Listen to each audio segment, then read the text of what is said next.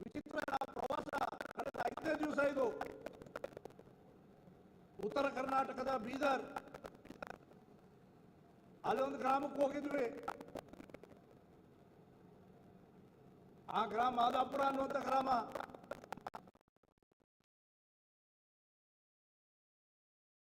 ವಿಠ್ಠಲ್ ದೇವರ ಗುಡಿ ಇದೆ.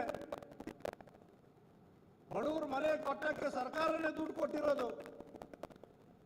ಆ ಇಡೀ 26 ಎಕರೆ ವಕ್ಫ್ ಬೋರ್ಡ್. ಯಾದಗಿರಿನಲ್ಲಿ ಹೋಗಿದ್ವಿ, ಶಾಪೂರ್ ತಾಲೂಕಿನಲ್ಲಿ ನಮ್ಮ ಬಿ.ವಿ. ನಾಯಕರು ಕರ್ಕೊಂಡು ಹೋಗಿದ್ರು. ಕಂಗಂಡಿ ಅಂತ ಗ್ರಾಮ. ಮೋದಿ ಸರ್ಕಾರ ಹೊಸ ಯಾದಗಿರಿಯಿಂದ ಗದಗಿಗೆ ಹೊಸ ಲೈನ್ ಮಾರ್ಗ, ಟ್ರ್ಯಾಕ್, ರೈಲ್ವೆ ಟ್ರ್ಯಾಕ್ ಮಾಡ್ತಾ ಇದೆ. ಹೊಸ ಲೈನು. ಅದಕ್ಕೆ ರೈತರ ಜಮೀನು ಹೋಗುತ್ತೆ. ರೈತರು ಉದಾರ ಭಾವನೆಯಿಂದ ರೈಲ್ವೆ ಇಲಾಖೆಗೆ ಬಿಟ್ಟುಕೊಡ್ತಾ ಇದ್ದಾರೆ. ಆ 120 ಎಕರೆ, ಎಷ್ಟೋ ಒಂದು 4 ಎಕರೆನೋ 6 ಎಕರೆನೋ ಹೋಗುತ್ತೆ. ಆ 120 ಎಕರೆ ಅವ್ರಿಗೇನು ದುಡ್ಡು ಬರಬೇಕಾಗಿತ್ತು, ರೊಕ್ಕ ಬರಬೇಕಾಗಿತ್ತು. ಈಗ ಬರುವಂತ ಸಂದರ್ಭದಲ್ಲಿ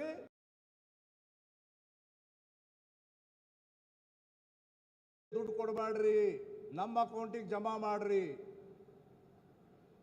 ಇಂಥ ಪರಿಸ್ಥಿತಿ ಇವತ್ತು ರಾಜ್ಯದಲ್ಲೆಲ್ಲ ಜಿಲ್ಲೆಗಳು. ಬಿಜಾಪುರ ಜಿಲ್ಲೆ ಬದನಗೌಡರು ಧರಣಿ ಕೂತಿದ್ರು. ಯಾರು ನಮ್ಮ ರಕ್ಷಣೆ ಮಾಡ್ತಾರಲ್ಲ ಪೊಲೀಸರು, ಆ ಪೊಲೀಸ್ SP ಆಫೀಸೇ ವಕ್ಫ್ ಆಸ್ತಿ. ಅಲ್ಲಿರುವಂಥ ಆಸ್ಪತ್ರೆ ವಕ್ಫ್ ಆಸ್ತಿ. ಬೀದರ್ಗೆ ಹೋಗಿದ್ವಿ ನಾವು. ಬೀದರ್ದ ಹಳೆ ಕೋಟೆ ಅದು ವಕ್ಫ್ ಆಸ್ತಿ. ಮನಸ್ಸಿಗೆ ಬಂದಿದ್ದೆಲ್ಲ ವಕ್ಫ್ ಆಸ್ತಿ ರೀ ಇವ್ರದ್ದು. ಆ ರೀತಿ ವಕ್ಫ್ನವರು ಇವತ್ತು ದೇಶದಲ್ಲಿ, ರಾಜ್ಯದಲ್ಲಿ ಈ ರೀತಿಯ ಒಂದು ಹಗಲು ದರೋಡೆ ಮಾಡಕ್ಕೆ ಶುರು ಮಾಡಿದ್ದಾರೆ. ಹಗಲು ದರೋಡೆ. ಬೆಳಗಾವದಾಗೂ ಭೂಮಿ ಬೆಲೆ ಎಷ್ಟೈತೆ ಅಂತ ನನಗೂ ಗೊತ್ತು. ಬೆಂಗಳೂರಾಗ ಭೂಮಿ ಬೆಲೆ ಎಷ್ಟಂತ ನನಗೂ ಗೊತ್ತು. ಬೆಂಗಳೂರಿನ ನನ್ನ ಕ್ಷೇತ್ರ ಮಹದೇವಪುರ ಕ್ಷೇತ್ರ. ಮೊನ್ನೆ ನಮ್ಮ ಅಧಿಕಾರಿ ಒಬ್ಬರು ಫೋನ್ ಮಾಡಿದ್ರು ನನಗೆ. ಈ ಆಂದೋಲನದಲ್ಲಿ, ಈ ಪ್ರವಾಸದಲ್ಲಿದ್ದೆ ನಾನು. ಕಾಶಿ ವಿಶ್ವನಾಥ ದೇವಸ್ಥಾನ ಇದೆ, ನಾನೇ ಅಭಿವೃದ್ಧಿ ಮಾಡಿದೆ. ಅದ್ರ ಬಾಜು ಸರ್ಕಾರಿ ಜಾಗ ಇದೆ, ಕಲ್ಯಾಣಿ ಮಾಡೀವಿ. ಆ ದೇವರ ಗುಡಿ ಬಾಜು, ಅದ್ರ ಬಾಜು ಇರುವಂಥ ಕಲ್ಯಾಣಿನೂ ಸೇರಿಸಿ ಅದು ವಕ್ಫ್ ಆಸ್ತಿ, ನಮ್ಮ ಕಬ್ರಸ್ಥಾನ ಬೇಕದು ಅಂತ ಹೇಳಿ ಕೇಳ್ತಾರೆ.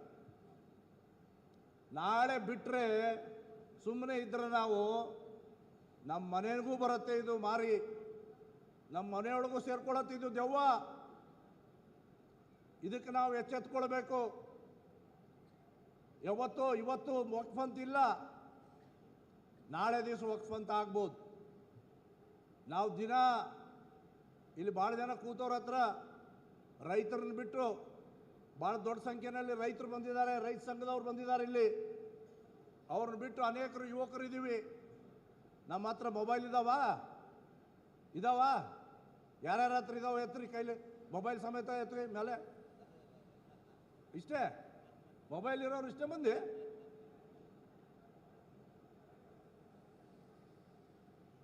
ಮೊಬೈಲ್ ಇಲ್ಲ ಈ ಕಡೆ, ಹೆಂಗೆ ಕೈ ಬಿಡಿ. ಮೊಬೈಲ್ದಲ್ಲಿ ದಿನ ಮೆಸೇಜ್ ಚೆಕ್ ಮಾಡ್ತೀರಿಲ್ಲ? ಹಂಗೆ ದಿನ ಇವತ್ತು ಪರಿಸ್ಥಿತಿ ಹೆಂಗೆ ಬಂದೈತೆ ಅಂದ್ರೆ, ಹೊಲ ನಮ್ಮ ಹೆಸರಿನಾಗ ಐತಾ ಇಲ್ಲ, ವಕ್ಫ್ ಹೆಸರು ಮ್ಯಾಗ ಬಂತ, ನಮ್ಮ ಮನೆ ನಮ್ಮ ಹೆಸರು ಮೇಲೆ ಆಯ್ತೋ ಇಲ್ಲ ಅಂತ ದಿನ ಚೆಕ್ ಮಾಡುವಂಥ ಪರಿಸ್ಥಿತಿ ತಂದಿಟ್ಟವರು ಜಮೀರ್ ಅಹಮದ್ ಖಾನ್ ಅವರು, ಸಿದ್ದರಾಮಯ್ಯನವರು. ಆ ಪರಿಸ್ಥಿತಿಯನ್ನು ತಂದಿಟ್ಟಾರ ನಮಗೆ. ಇಲ್ಲಿ ಬೆಳಗಾವಿ ಭಾಗದವರು ಚಲೋ ಕೆಲಸ ಮಾಡಿದ್ರಿ. ಮೋದಿ ಪರವಾಗಿ ಕೈ ಎತ್ತವನಿಗೆ ಕಳಿಸಿದ್ರಿ. ಇಲ್ಲಿ ಸಾಹುಕಾರ ಭಾಳ ದುಡಿದ್ರು, ಅದಕ್ಕೆ ಜಗದೀಶ್ ಶೆಟ್ಟರ್ನ ಕಳಿಸಿದ್ರಿ. ಅದ ಆ ಕಡೆ ಭಾಗದವ್ರು ಏನು ಮಾಡಿದ್ರಿ?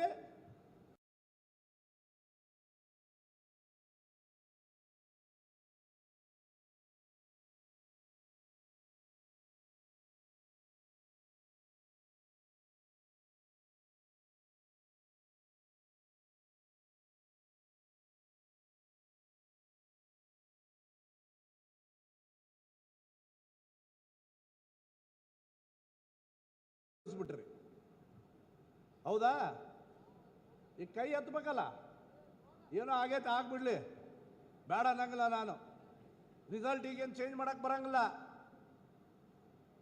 ಆ ಜಾರಕಿಹೊಳಿ ಅವರಿಗೆ ಎಂ ಪಿ ಜಾರಕಿಹೊಳಿ ಅವ್ರಿಗೆ ಹೇಳ್ಬೇಕು ನಾವು, ನಾಳೆ ದಿವಸ ಲೋಕಸಭೆ ಒಳಗೆ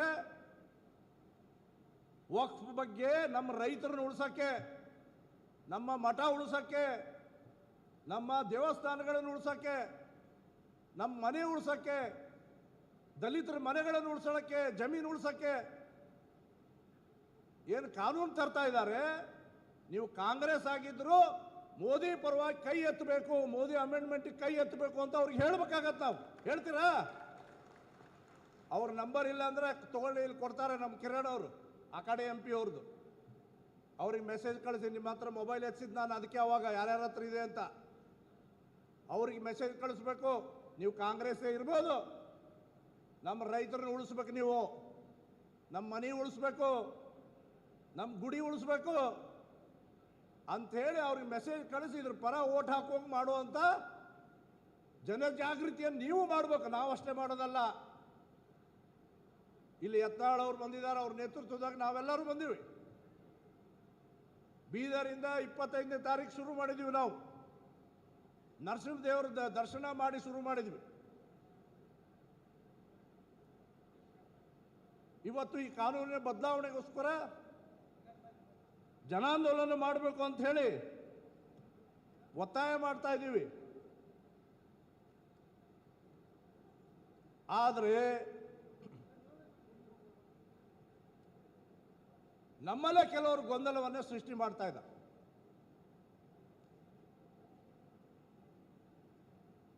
ಇಲ್ಲಿ ಕೂತವ್ರಿಗೆಲ್ಲರಿಗೂ, ಯಾರಿಗೆಲ್ಲರಿಗೂ ಕೇಳ್ತೀನಿ ನಾನು, ನಾವು ಭಾರತೀಯ ಜನತಾ ಪಾರ್ಟಿಯವ್ರು ಹೌದಾ ಅಲ್ಲೋ? ಹೌದಾ? ನಾವು ಮೇಲಿರೋರು ಹೌದಾ? ಹೌದು. ನಾವು ಹೌದು ಅನ್ನೋರು ಎಲ್ಲ ಕೈ ಎತ್ರಿ. ಹೌದಪ್ಪ, ನಾವೆಲ್ಲ BJP ಅವ್ರು ಅನ್ನೋರು ಹೌದಾ? ನೋಡಿ, ಯತ್ನಾಳ್ ಗೌಡ್ರು, ರಮೇಶ್ ಅಣ್ಣ ಅವರು, ನಾನು, ಕುಮಾರ್ ಬಂಗಾರಪ್ಪನವರು, ಪ್ರತಾಪ್ ಅವರು, BV ನಾಯಕರು, ನಾವೆಲ್ಲರೂ ರಸ್ತೆಗೆ ಇಳಿದು ರೈತರ ಜಮೀನು ಉಳಿಲಿ ಅಂತ ಹೋರಾಟ ಮಾಡ್ತಾ ಇದ್ದೀವಿ. ನಮಗೆ ಕೆಲವರು ಬೆಂಗಳೂರಾಗ ಕೂತು ಏನು ಹೇಳ್ತಾ ಇದ್ದಾರೆ? ಪಕ್ಷ ವಿರೋಧಿ ಕೆಲಸ. ಹೌದೇನಪ್ಪ, ಇದು ಪಕ್ಷ ವಿರೋಧನಾ?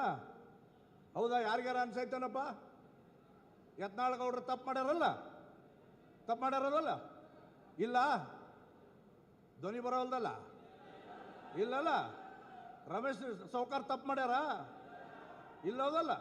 ನಾವು ಜನಪರ ಹಿಡಿದು ಹೋರಾಟ ಮಾಡ್ತಾ ಇದ್ದೀವಿ ರೀ. ನೀವೇನು ಮಾಡ್ತಾ ಇದ್ದೀರಿ? ನೀವೇನು ಮಾಡ್ತಾ ಇದ್ದೀರಿ? ಉಪಚುನಾವಣೆ ಆಯಿತು. ಉಪಚುನಾವಣೆನ ಸೋತ ಮೇಲೆ ನಾವು ಇದನ್ನು ಗಂಭೀರವಾಗಿ ತಗೊಂಡೇ ಇಲ್ಲ ಅಂತ ಹೇಳ್ತಾರೆ. ಅಂದರೆ ಒಂದು ಉಪಚುನಾವಣೆ ಇರಲಿ, ಚುನಾವಣೆ ಇರಲಿ, ರಾಜಕೀಯ ಪಕ್ಷಕ್ಕೆ ಗಂಭೀರ ಅಲ್ಲ ಅಂತ ನೀವು ಉದ್ಗಾರ ತೆಗೆದ್ರೆ ಇದಕ್ಕೆ ಏನು ಅರ್ಥ ಬರುತ್ತೆ?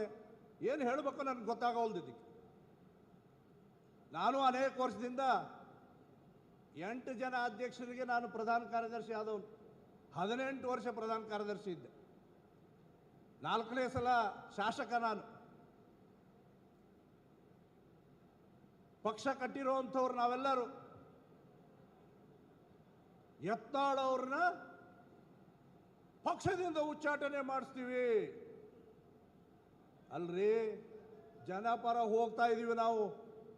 ಜನರ ಮಧ್ಯೆ ಹೋಗಿ ಸಮಸ್ಯೆಯನ್ನು ಅರ್ಥ ಮಾಡಿಕೊಂಡು ಅವ್ರ ಪರವಾಗಿ ಧ್ವನಿ ಎತ್ತುತ್ತಾ ಇದ್ದೀವಿ. ವಕ್ಫ್ ಅನ್ನುವಂಥದ್ದು ಕ್ಯಾನ್ಸರ್ ಇದು ದೇಶಕ್ಕೆ. ಅದರ ಸಲುವಾಗಿ ಹೋದ್ರೆ ಇದು ಜನವಿರೋಧಿ ಅಂತ ಹೇಳ್ತೀರಲ್ಲ, ಇದಕ್ಕೆ ನಗಬೇಕು ಅಳಬೇಕು ಗೊತ್ತಾಗೋಲ್ದಪ್ಪ ನನಗೆ. ರಾಜಕಾರಣಿಗಳಾಗಿ ಜನರ ಪರ ಕೆಲಸ ಮಾಡಲ್ಲ, ಮಾಡೋದಕ್ಕೆ ವಿರೋಧ ಅಂತ ಹೇಳಿದ್ರೆ ನೀವು, ನಾನು ಹೇಳಬೇಕಾಗತ್ತೆ ಅವಾಗ. ಈಗ ನೋಡ್ರಿ ಎಂಥ ಪರಿಸ್ಥಿತಿ ತಂದಿಟ್ರು ಅಂತಂದ್ರೆ, ಮೋದಿ ಏನು ಘೋಷಣೆ ಕೂಗಿದ್ರು ಲೋಕಸಭೆ ಟೈಮ್ನಲ್ಲಿ? ಅಬ್ ಕಿ ಬಾರ್ ಏನು ಹೇಳಿದ್ರು? 400 ಪಾರ್ ಹೇಳಿದ್ರ? ಬರಲಿಲ್ಲ. ಇವತ್ತದು 400 ಪಾರ ಆಗಿದ್ದರೆ ವಫ್ ಕಾನೂನಿಗೆ ಸರಳ ಬಹುಮತದಿಂದ ಆಗ್ತಿತ್ತ ತಿದ್ದುಪಡಿ? ಆಗ್ತಿತ್ತೋ ಇಲ್ಲ? ಇಲ್ಲದೇ ಇದ್ರೆ ಜಾರಕಿಹೊಳಿ ಅವ್ರಿಗೆ ಓಟ್ ಹಾಕಿರೋದು ನಾನೇ ಕೇಳಬೇಕಾಗಿತ್ತು. ಚಂದ್ರಬಾಬು ನಾಯ್ಡು ಅವ್ರು ನಾನು ಅಭಿನಂದಿಸ್ತೀನಿ. ಈಗಷ್ಟೇ ಸುದ್ದಿ ಬಂದಿದೆ ನಮಗೆ, ಆಂಧ್ರ ಪ್ರದೇಶದಲ್ಲಿ ವಕ್ಫ್ ಬೋರ್ಡನ್ನು ರದ್ದು ಮಾಡಿದ್ದಾರೆ. ಅವರಿಗೆ ಅಭಿನಂದಿಸ್ತೀನಿ ನಾನು. ಅಲ್ಲಿ ರೈತರನ್ನ, ದೇವ್ರನ್ನ, ಮಠ ಮಂದಿರಗಳನ್ನು ಉಳಿಸೋ ಕೆಲಸ ಫಸ್ಟ್ ಮಾಡಿರೋ ಸರ್ಕಾರ ಅದು. ಅವರಿಗೆ ಕೇಳ್ಕೋಬೇಕು ನಾವು, ನಿತೀಶ್ ಕುಮಾರ್ ಅವ್ರಿಗೆ ಕೇಳ್ಕೋಬೇಕು. ಅಲ್ಲಪ್ಪ, ನಿನ್ನ ನೇತೃತ್ವದೊಳಗೆ 7 ಸೀಟ್ ಸೋತಿದೀವಲ್ಲಪ್ಪ, 7 ಸೀಟ್ ಸೋತೀವಲ್ಲ BJP ಅವರು. 25 ಪ್ಲಸ್ ಸುಮಲತಾ ಅವರು ಸೇರಿ 26. JDS ನಮ್ಮ ಜೊತೆಗೆ ಬಂತು, 27 ಸೀಟ್ ಇದ್ದು ನಮ್ಮ. BJPಗೆ 17 ಸೀಟು, JDSಗೆ 2 ಸೀಟು, 7 ಸೀಟ್ BJPದೇ ಸೋಲ್ಸಿದ್ರಿ. ಇದು ಹೊಂದಾಣಿಕೆ ರಾಜಕಾರಣ ಅಲ್ಲದ ಇನ್ನೇನು ಅನ್ಬೇಕು ನಾವು? ಸಿದ್ದೇಶ್ವರ್ ಇನ್ನೊಂದು ಸ್ವಲ್ಪ ಹೊತ್ತಿಗೆ ಇಲ್ಲಿ ಬರ್ತಾರೆ. ಯಾಕೆ ಅವ್ರು ಸೋತರು? ಇಡೀ ಕಲ್ಯಾಣ ಕರ್ನಾಟಕದಲ್ಲಿ ಯಾಕೆ ನಾವು ಸೋತ್ವಿ? ಯಾವತ್ತಾರ ಆತ್ಮಾವಲೋಕನೆ ಮಾಡಕ್ಕೆ ಕರೆದ್ರೆ ನಮ್ಮನ್ನ? ಯಡಿಯೂರಪ್ಪನವ್ರು ಹೇಳ್ತಾರೆ ದಾವಣಗೆರೆಗೆ ಹೋಗಿ ವಿಜಯೇಂದ್ರ ಅವರು ಎಲ್ಲರೊಂದಿಗೆ ಮಾತನಾಡಿದ್ದಾರೆ. ಇವ್ರು ಹೆಂಗೆ ಹೊಂಟಾರ? ಅಯ್ಯೋ ರಾಮ, ಒಂದು ಫೋನ್ ಬರಲಿಲ್ಲ, ಚರ್ಚೆ ಮಾಡಲಿಲ್ಲ. ವಾಲ್ಮೀಕಿ ಹಗರಣಕ್ಕೆ ಇದೇ ಬೆಳಗಾಂದಲ್ಲಿ ನಾವು ಸಭೆ ಮಾಡಿ ರಿಕ್ವೆಸ್ಟ್ ಮಾಡಿಕೊಂಡ್ವಿ, ಪಾದಯಾತ್ರೆ ಮಾಡ್ತೀವಿ ಅಂತ ಹೇಳಿ. ಆ ಪಾದಯಾತ್ರೆಗೆ ಅನುಮತಿ ಕೊಡಿಸಲಿಲ್ಲ. ಅನುಮತಿ ಕಾಯ್ತಾ ಇದ್ರೆ ಜನ ನಮ್ಮನ್ನು ಪರಿತಪಿಸ್ತಾರೆ, ಬೈತಾರೆ, ಶಾಪ ಹಾಕ್ತಾರೆ ಅಂತ ಹೇಳಿ ನಾವೆಲ್ಲ ಹೊರಟಿರೋದು. ಇದು ಜನಪರವಾಗಿರ್ತಕ್ಕಂಥ ಕೆಲಸ ಹೌದಾ ಅಲ್ಲ? ಅದಕ್ಕೆ ನಿಮ್ಮದು ಯತ್ನಾಳ್ ಅವ್ರನ್ನ ಸಸ್ಪೆಂಡ್ ಮಾಡ್ತೀವಿ. ಇದನ್ನೆಲ್ಲ ಬಿಟ್ಟು ದಯವಿಟ್ಟು ನಾನು ನಿಮ್ಗೆ ಸಲಹೆ ಕೊಡ್ತೀನಿ. ಮಾಧ್ಯಮದವರು ಇದನ್ನು ಕವರ್ ಮಾಡ್ತಾ ಇದ್ದೀರಾ, ನಿಮ್ಗೆ ಸಲಹೆ ಕೊಡ್ತೀನಿ. ಉಪಚುನಾವಣೆ ಮುಗಿದು ಭಾಳ ದಿನ ಆಯಿತು. ದಯವಿಟ್ಟು ರಸ್ತೆಗಿಳಿದು ವಕ್ಫ್ ಪರವಾಗಿ ಹೋರಾಟಕ್ಕೆ ಇಳೀರಿ. ನಮ್ಮ ಜೊತೆಗೆ ನೀವು ನಮ್ಮ ಜೊತೆಗೆ ಬರೋಕ್ಕೆ ಇಷ್ಟ ಇಲ್ಲ ಅಂದರೆ ನೀವೇ ಮಾಡಿರಿ, ತೊಂದರೆ ಇಲ್ಲ. ನಮ್ಮ ಪಾಡಿಗೆ ನಾವು ಮಾಡ್ತೀವಿ, ನಿಮ್ಮ ಪಾಡಿಗೆ ನೀವು ಮಾಡಿ. ಜನಪರವಾಗಿರ್ತಕ್ಕಂಥ ಕೆಲಸ ಮಾಡುವಂಥ ಅಧ್ಯಕ್ಷ ಮಾಡಿದರೆ ಈ ರೀತಿ ಹಾದಿ ಬೀದಿಯಲ್ಲಿ ನಮ್ಗೆ ಹೇಳ್ತಾರೆ ಹಾದಿ ಬೀದಿಯಲ್ಲಿ ಮಾತಾಡ್ತಾ ಇದ್ದೀವಿ. ನಾವು ಹಾದಿ ಬೀದಿಯಲ್ಲಿ ಮಾತಾಡ್ತಾ ಇರೋದು ವಕ್ಫ್ ಬಗ್ಗೆ. ದಿನಪತ್ರಿಕೆಗಳಲ್ಲಿ ಬೆಂಗಳೂರಿನಲ್ಲಿ ಕುಂತು ನ್ಯೂಸೆನ್ಸ್ ಕ್ರಿಯೇಟ್ ಮಾಡ್ತಾ ಇದ್ದೀರಲ್ಲ, ಇದು ಪಕ್ಷಕ್ಕೆ ಶೋಭೆ ತರೋದಲ್ಲ. ಪದಾಧಿಕಾರಿಗಳಾಗಿರುವ ಸ್ಥಾನದಲ್ಲಿ ಕೂತಿರ್ತಕ್ಕಂಥವ್ರಿಗೆ ನಿಮಗೆ ಶೋಭೆ ತರುವಂಥದ್ದಲ್ಲ ಇದು. ನಿಮ್ಮನ್ನು ವಿರೋಧ ಪಕ್ಷದಾಗ ಕೂರಿಸಿದ್ದಾರೆ. ಈಗ ನಿಮ್ಮ ಹೊಂದಾಣಿಕೆ ರಾಜಕಾರಣದಿಂದ ವಿರೋಧ ಪಕ್ಷಕ್ಕೆ ಬಂದಿದ್ದೀವಿ ನಾವು. ಏನೇನು ಗಡಿಬಿಡಿ ಮಾಡಿದಿರಿ ಅಂತ ಹೇಳುವಂಥ ಸಂದರ್ಭ ಇದಲ್ಲ.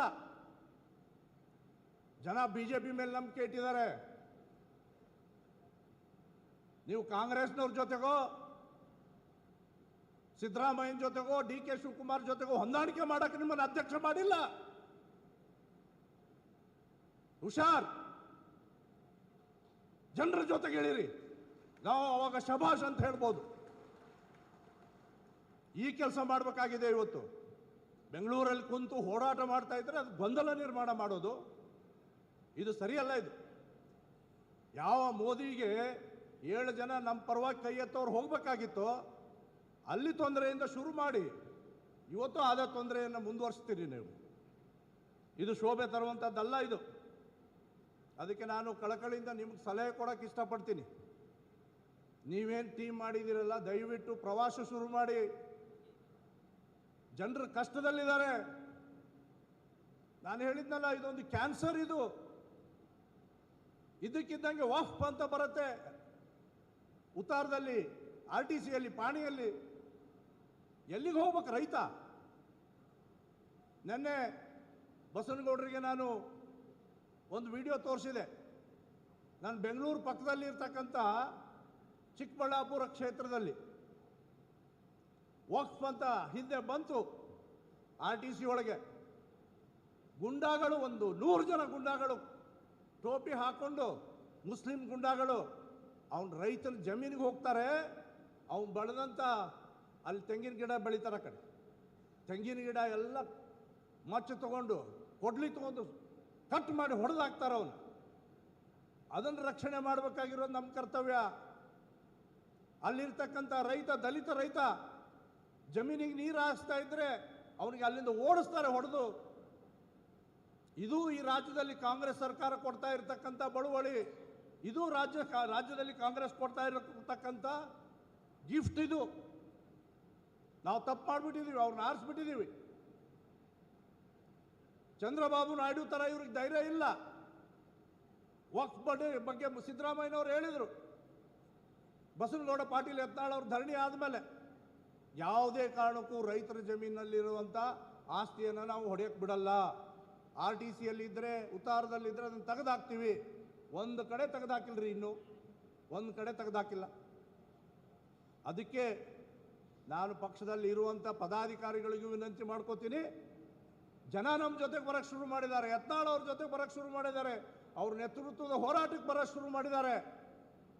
ಜನರ ಬಗ್ಗೆ ಕಾಳಜಿ ಇರತಕ್ಕಂಥ ಎಲ್ಲರೂ ನೀವು ಕೂಡ ಬಂದು ಹೋರಾಟದಲ್ಲಿ ಭಾಗವಹಿಸಿ ಅಂತ ಹೇಳಿ ನಾನು ಈ ಸಂದರ್ಭದಲ್ಲಿ ವಿನಂತಿಯನ್ನು ಮಾಡಿಕೊಳ್ತೀನಿ.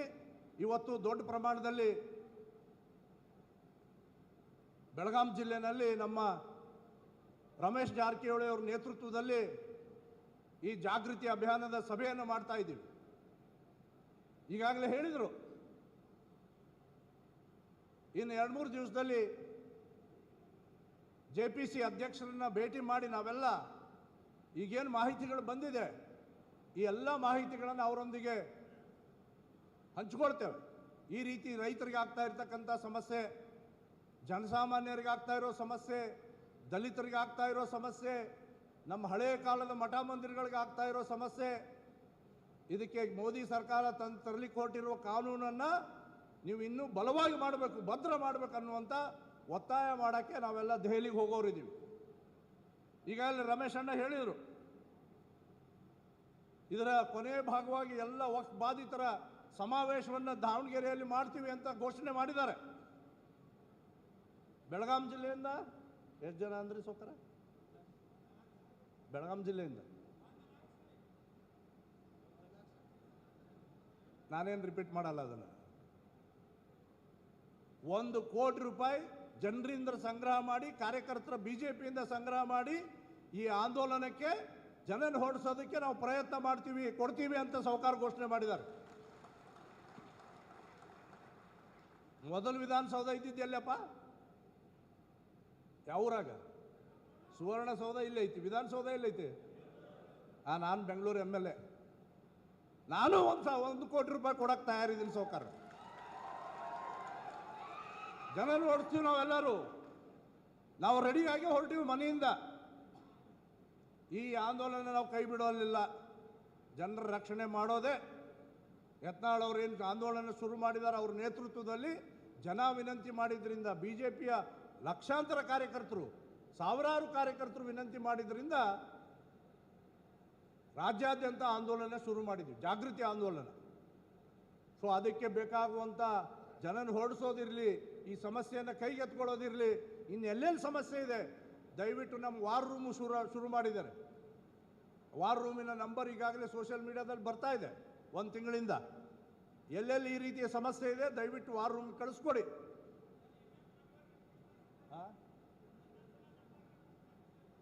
ವಾರ್ ರೂಮ್ ನಂಬರ್ ಇದೆಯಾ? ಯಾರ ಹತ್ರ ಇದೆ? ತಗೊಳ್ಳಿ, ಇನ್ನೊಂದು ಸಲ ಹೇಳ್ಬೇಕಂತ ಹೇಳ್ತಾ ಇದ್ದೆ. ನೀವು ಹೇಳ್ತೀರಾ?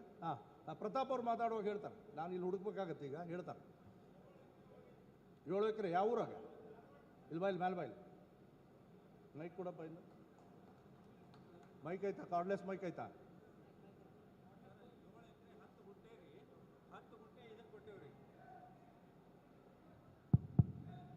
ನಿನ್ನ ಹೆಸರೇನು? ನಾಗರಾಜ್. ನಾಗರಾಜ್ ಅಂತ ಹೇಳಿ ಸರ್. ಯಾವೂರು? ಧಾರವಾಡ ರೀ ಸರ್. 7 ಎಕರೆ 10 ಗುಂಟೆ ಹಾರ್ಟ್ ಆಫ್ ಸಿಟಿ ಒಳಗೆ ಇದ್ದಿದ್ರಿ. 10 ಗುಂಟೆ ನಮಾಜ್ ಮಾಡಕಂತ ಕೊಟ್ಟೇವ್ರಿ. ಪೂರ 7 ಎಕರೆ ಎಲ್ಲ ವಕ್ಫ್ ಬೋರ್ಡಿಗೆ ಹಾಕೊಂಡಿದ್ದಾರೆ. ನೀ ಯಾಕೆ ಕೊಟ್ಟೆ ಅವ್ರಿಗೆ? ನಮ್ಮ ಅಜ್ಜಗಳು ಕೊಟ್ಬಿಟ್ಟಾರ್ರಿ. ಖರೀದಿ ಕೊಟ್ಟಿಲ್ಲ, ಏನಿಲ್ರಿ. ಖರೀದಿ ಇಲ್ಲ, ಎಲ್ಲಾ ಪೇಪರ್ಸ್ ಅದಾವ್ರಿ. ಸಾವುಕಾರ PA ಅವ್ರ ಕೈಯಾಗ ಕೊಟ್ಟೇವ್ರಿ. ನೀ ಖರೀದಿ ಕೊಟ್ಟಿಲ್ಲದ? ನಿಮ್ಗೆ ಖರೀದಿ ಕೊಟ್ಟಿಲ್ರಿ. ವಾಪಸ್ ನಿಮ್ಗೆ ಕೊಡ್ಸೋ ಜವಾಬ್ದಾರಿ ನಮ್ದು. ಕಳ್ಸಬಿಡೋಣ ಅವ್ರನ್ನ. ನಾವು ಎಷ್ಟು ಉದಾಹರಣೆಗಳು ನೋಡ್ರಿ. ಈ ಚಿಂಚೋಳಿಗೆ ಹೋಗಿದ್ವಿ ನಾವು. ಚಿಂಚೋಳಿ ಒಳಗೆ ಆ ಸ್ವಾಮಿಗಳು ಸೇವೆ ಮಾಡ್ಕೊಂತಿದ್ನಂತ ಒಬ್ಬ ಮುಸ್ಲಿಂ. ನಿನಗೆ ಇರಕ್ಕೆ ಜಾಗ ಇಲ್ಲಪ್ಪ, ಇಲ್ಲೇ ಮಠದ ಬಾಜು ತಗೋ ಜಾಗ ಐತೆ ನಮ್ದು ಅಂಥೇಳಿ ಸ್ವಾಮಿಗಳು ಕೊಟ್ಟಾರ.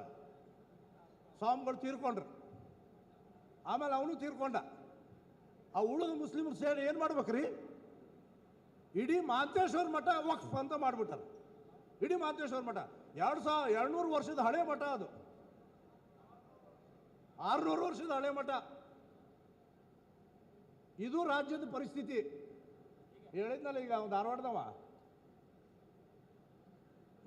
ನಮಾಜ್ ಮಾಡಕ್ಕೆ ಕೊಟ್ಟಿ ಅಂದೆಲ್ಲಪ್ಪ, ನಿನಗೂ ನಮಾಜ್ ಮಾಡಿಸ್ತಾರೆ ನಾಳೆ. ಇದೇ ಉದಾರ್ತನ ನಮ್ಮದು. ಅದಕ್ಕೆ ನಾನು ಕಳಕಳಿಯಿಂದ ಎಲ್ಲರಲ್ಲಿ ವಿನಂತಿ ಮಾಡ್ಕೋತೀನಿ, ಈ ಹೋರಾಟ ಜನಪರವಾಗಿರುವಂಥ ಹೋರಾಟ, ಭಾರತೀಯ ಜನತಾ ಪಕ್ಷ ತಗೊಂಡಿರೋ ಹೋರಾಟ, ಯತ್ನಾಳ್ ಅವರ ನೇತೃತ್ವದ ಹೋರಾಟ, ಯತ್ನಾಳ್ ಅವರ, ರಮೇಶ್ ಜಾರಕಿಹೊಳಿ ಅವರ, ನಮ್ಮೆಲ್ಲರ ನೇತೃತ್ವದ ಹೋರಾಟ. ಇದಕ್ಕೆಲ್ಲರದು ಬೆಂಬಲ ಇದೆಯಾ? ಬೆಂಬಲ ಇರೋರು ಒಂದ್ಸಲ ಬಲಗೈ ಎತ್ರಿ. ಬೋಲೋ ಭಾರತ್ ಮಾತಾ ಕಿ. ಮೀಡಿಯಾದವ್ರು ಅದು ತೊಗೊಂಡ್ರಪ್ಪ ಕೈ, ಆ ಕಡೆದು ಬರೀ ನಮ್ದ ತಗೋತೀರಿ ನೀವು. ನೋಡಲ್ಲಿ ಕೈ ಎತ್ತಾರೆ ಎಲ್ಲರೂ.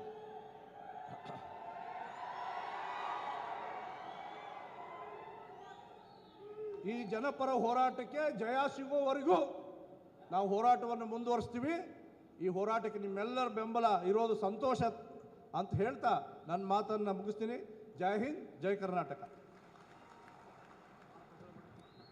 ಸನ್ಮಾನ್ಯ ಶ್ರೀ ಅರವಿಂದ್ ಲಿಂಬಾವಳಿ ಸಾಹೇಬರಿಗೆ ಧನ್ಯವಾದಗಳನ್ನು ಅರ್ಪಿಸ್ತಾ, ಆತ್ಮೀಯರ ಖ್ಯಾತ ವಾಗ್ಮಿಗಳು, ಮಾಜಿ ಸಂಸದರು ಮೈಸೂರು ಸನ್ಮಾನ್ಯ ಶ್ರೀ ಪ್ರತಾಪ್ ಸಿಂಹ ಸಾಹೇಬರು ಈಗ ತಮ್ಮೆಲ್ಲರನ್ನು ಉದ್ದೇಶಿಸಿ ಭಾಷಣ ಮಾಡಲಿದ್ದಾರೆ.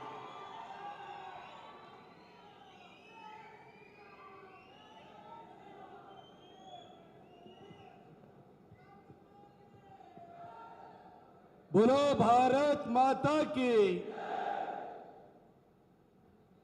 वफ हटाओ देश बचाओ ಈ ಒಂದು ಅಭಿಯಾನಕ್ಕೆ ದೊಡ್ಡ ಶಕ್ತಿಯನ್ನು ತಂದುಕೊಟ್ಟಿರುವಂತಹ, ಈ ಅಭಿಯಾನದ ನೇತೃತ್ವವನ್ನು ವಹಿಸಿಕೊಂಡಿರುವಂತಹ ಈ ಕಾರ್ಯಕ್ರಮದ ಕೇಂದ್ರ ಬಿಂದು ನಮ್ಮ ಕರ್ನಾಟಕದ ಹಿಂದೂ ಹೃದಯ ಸಾಮ್ರಾಟ ಬಸವನಗೌಡ ಪಾಟೀಲ್ ಯತ್ನಾಳ್ರೆ.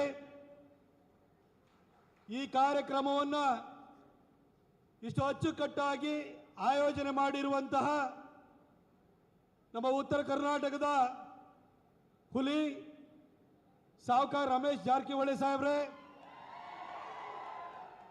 ಇದುವರೆಗೂ ನಿಮ್ಮನ್ನು ಉದ್ದೇಶಿಸಿ ಮಾತನಾಡಿದಂತಹ ಬೆಂಗಳೂರಿನಲ್ಲಿ ಮಹದೇವಪುರದಲ್ಲಿ ಶಾಸಕರಾಗಿ, ಬಾಗಲಕೋಟೆಯಿಂದ ಹೋಗಿ ಬೆಂಗಳೂರಿನಲ್ಲಿ ರಾಜಕಾರಣವನ್ನು ಮಾಡ್ತಿರುವ ಸಂಘಟನಾ ಚತುರರಾಗಿರುವಂತಹ ಅರವಿಂದ್ ಲಿಂಬಾವಳಿ ಅವರೇ, ಈ ವೇದಿಕೆಯಲ್ಲಿ ಉಪಸ್ಥಿತರಿರುವಂತಹ ಕರ್ನಾಟಕದ ಪಾಲಿಗೆ ಕಾವೇರಿ ಉಳಿಲಿಕ್ಕೆ ಮೂಲ ಕಾರಣೀಭೂತರಾಗಿರುವಂತಹ ಬಂಗಾರಪ್ಪನವರ ಸುಪುತ್ರರಾಗಿರುವಂತಹ ಕುಮಾರ್ ಬಂಗಾರಪ್ಪನವರೇ, ರಾಯಚೂರಿನ ಈ ಹಿಂದೆ ಸಂಸದರಾಗಿ ಅಪಾರ ಜನಪರ ಕಾರ್ಯಗಳನ್ನು ಮಾಡಿರುವಂತಹ ಪಿ ವಿ ನಾಯಕರೇ, ಮಾಜಿ ಶಾಸಕರು ಆಗಿರುವಂತಹ ಮಹೇಶ್ ಕುಮಟಳ್ಳಿ ಅವರೇ, ವೇದಿಕೆ ಮೇಲೆ ಉಪಸ್ಥಿತರಿರುವಂತಹ ಶ್ರೀಮಂತ್ ಪಾಟೀಲ್ ಅವರೇ,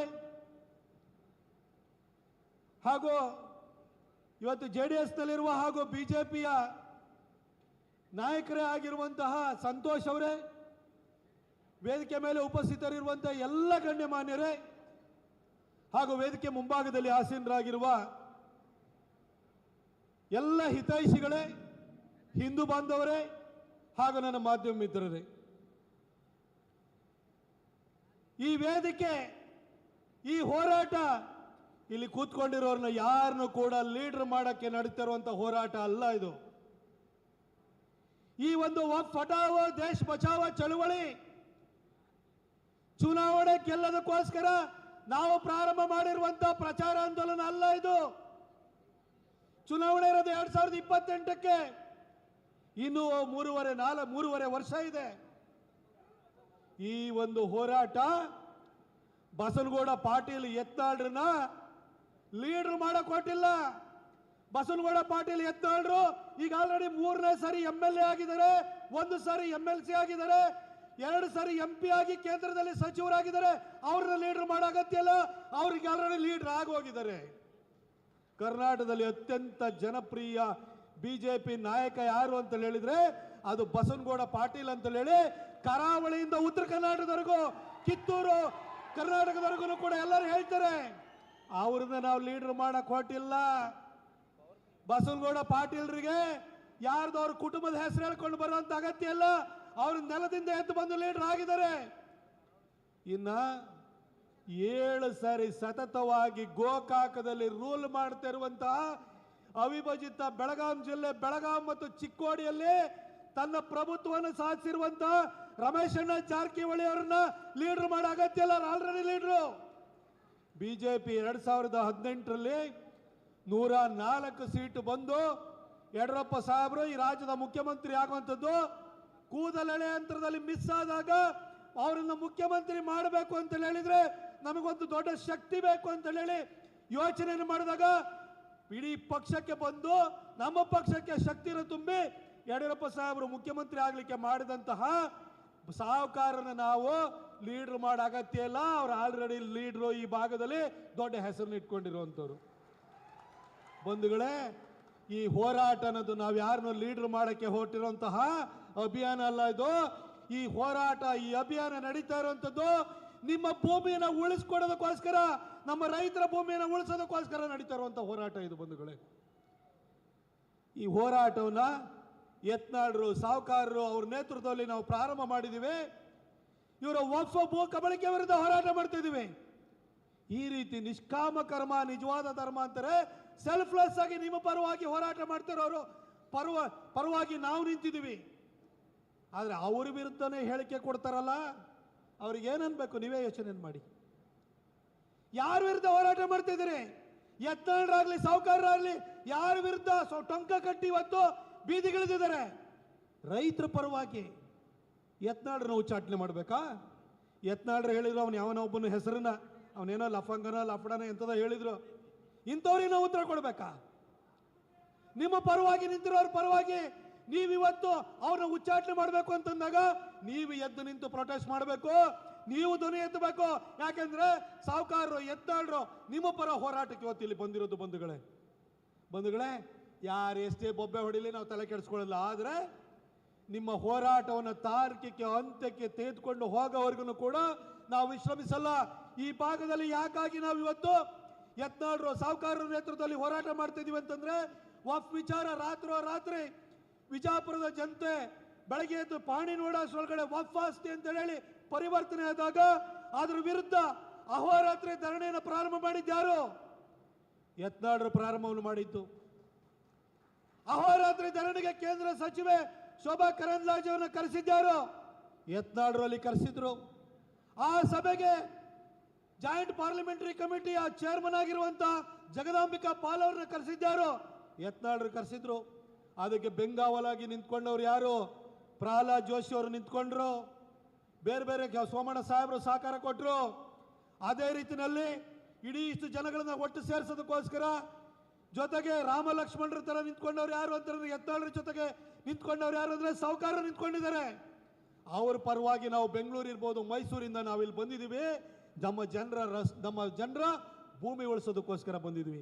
ಬಂಧುಗಳೇ, ನೇರವಾಗಿ ಒಂದೆರಡು ವಿಚಾರಗಳಿಗೆ ಬರ್ತೀನಿ. 2013ರಿಂದ 2018ರವರೆಗೂ ಸಿದ್ದರಾಮಯ್ಯನವರು ರಾಜ್ಯದ ಮುಖ್ಯಮಂತ್ರಿ ಆಗಿದ್ರು. ನೀವು ಒಂದು ಸ್ವಲ್ಪ ಹಿಂದಕ್ಕೆ ಹೋಗಿ ಯೋಚನೆ ಮಾಡಿ. 2015ರಲ್ಲಿ ಸಿದ್ದರಾಮಯ್ಯ ಸಾಹೇಬರ ಸರ್ಕಾರ KFD ಇರ್ಬೋದು, PFI ಇರ್ಬೋದು, SDPI ಇರ್ಬೋದು, ಇವ್ರ ವಿರುದ್ಧ ಮಂಗಳೂರಿನಲ್ಲಿ ಪ್ರಕರಣ ದಾಖಲಾಗಿತ್ತು, ಮೈಸೂರಿನಲ್ಲಿ ಪ್ರಕರಣ ದಾಖಲಾಗಿತ್ತು, ಬೆಂಗಳೂರಿನಲ್ಲಿ ಪ್ರಕರಣ ದಾಖಲಾಗಿತ್ತು, ಶಿವಮೊಗ್ಗದಲ್ಲಿ ಪ್ರಕರಣ ದಾಖಲಾಗಿತ್ತು. ಆ ಥರ ಸುಮಾರು 1600 SDPI, PFI, KFD ದುರುಳರ ವಿರುದ್ಧ 175 ಕ್ರಿಮಿನಲ್ ಪ್ರಕರಣಗಳು ದಾಖಲಾಗಿತ್ತು. ಆ ಥರದ ಪ್ರಕರಣಗಳನ್ನ 2015ರಲ್ಲಿ ಕ್ಯಾಬಿನೆಟ್ ಎದುರುಗಡೆ ಇಟ್ಟು ಅಷ್ಟು ಕ್ರಿಮಿನಲ್ ಪ್ರಕರಣಗಳನ್ನ ವಾಪಸ್ ತೆಗೆದುಕೊಳ್ಳುವ ಮುಖಾಂತರವಾಗಿ ಸಿದ್ದರಾಮಯ್ಯನವರು ಮೊದಲನೇ ಸಾರಿ ಮುಖ್ಯಮಂತ್ರಿ ಆಗಿದ್ದಾಗ ಹಿಂದೂಗಳ ಮಾರಣ ಹೋಮಕ್ಕೆ ದಾರಿ ಮಾಡಿಕೊಟ್ರು. ಆ ಕಾಯ್ದೆಯನ್ನು ವಾಪಸ್ ತೆಗೆದುಕೊಂಡ ಬೆನ್ನಲ್ಲೇ ಟಿಪ್ಪು ಜಯಂತಿನ ಆರಂಭ ಮಾಡಿದ್ರು. ಮೈಸೂರಿನಲ್ಲಿ ರಾಜು ಹತ್ಯೆ ಆಯಿತು, ಕೊಡಗಿನಲ್ಲಿ ಕುಟ್ಟಪ್ಪ ಹತ್ಯೆ ಆಯಿತು, ಮಂಗಳೂರಿನಲ್ಲಿ ದೀಪಕ್ ರಾವ್ ಹತ್ಯೆ ಆಯಿತು, ಬೆಂಗಳೂರಿನಲ್ಲಿ ಸಂತೋಷ್ ಹತ್ಯೆ ಆಯಿತು, ಬೆಂಗಳೂರಿನಲ್ಲಿ ರುದ್ರಾಜ್ ಮರ್ಡರ್ ಕೇಸ್ ಆಯಿತು, ಕುಶಾಲನಗರದಲ್ಲಿ ಪ್ರವೀಣ್ ಪೂಜಾರಿ ಹತ್ಯೆ ಆಯಿತು, ಮೈಸೂರಿನಲ್ಲಿ ಮಾಗಳಿ ರವಿ ಹತ್ಯೆ ಆಯಿತು, ಹಾಗೆ ಉತ್ತರ ಕರ್ನಾಟಕದಲ್ಲಿ ಪರೇಶ್ ಮೆಸ್ತಾ ಹತ್ಯೆ ಆಯಿತು. ಈ ರೀತಿ ಸರಣಿ ಹತ್ಯೆಗಳು ನಡೀಲಿಕ್ಕೆ ಶುರುವಾಯಿತು. ಅದರ ನಂತರ ಇದೇ ಪಕ್ಕದಲ್ಲೇ ಇರುವಂತಹ ಗುಲ್ಬರ್ಗದಲ್ಲಿ ಒಬ್ಬ ಕಳ್ಳ ಮಲ್ಲಿಕಾರ್ಜುನ ಪಾಂಡೆ ಪೊಲೀಸ್ ಆಫೀಸರ್ನ ಹತ್ಯೆ ಮಾಡಿದ. ತುಮಕೂರಿನಲ್ಲಿ PSI ಜಗದೀಶನ ಒಬ್ಬ ಕಳ್ಳ ಡ್ರ್ಯಾಗರ್ ಅಲ್ಲಿ ಚುಚ್ಚಿ ಸಾಯಿಸಿದ. DYSP MK ಗಣಪತಿಯವರು ಅನುಮಾನಾಸ್ಪದವಾಗಿ ಸಾವನ್ನಪ್ಪಿದ್ರು. DK Ravi ಸಾವನ್ನಪ್ಪಿದ್ರು. DC ಆಗಿದ್ದಂತ ಶಿಖಾ ಅವರ ಮೇಲೆ ಅವಾಚ್ಯ ಶಬ್ದಗಳಿಂದ ನಿಂದನೆ ಆಯಿತು.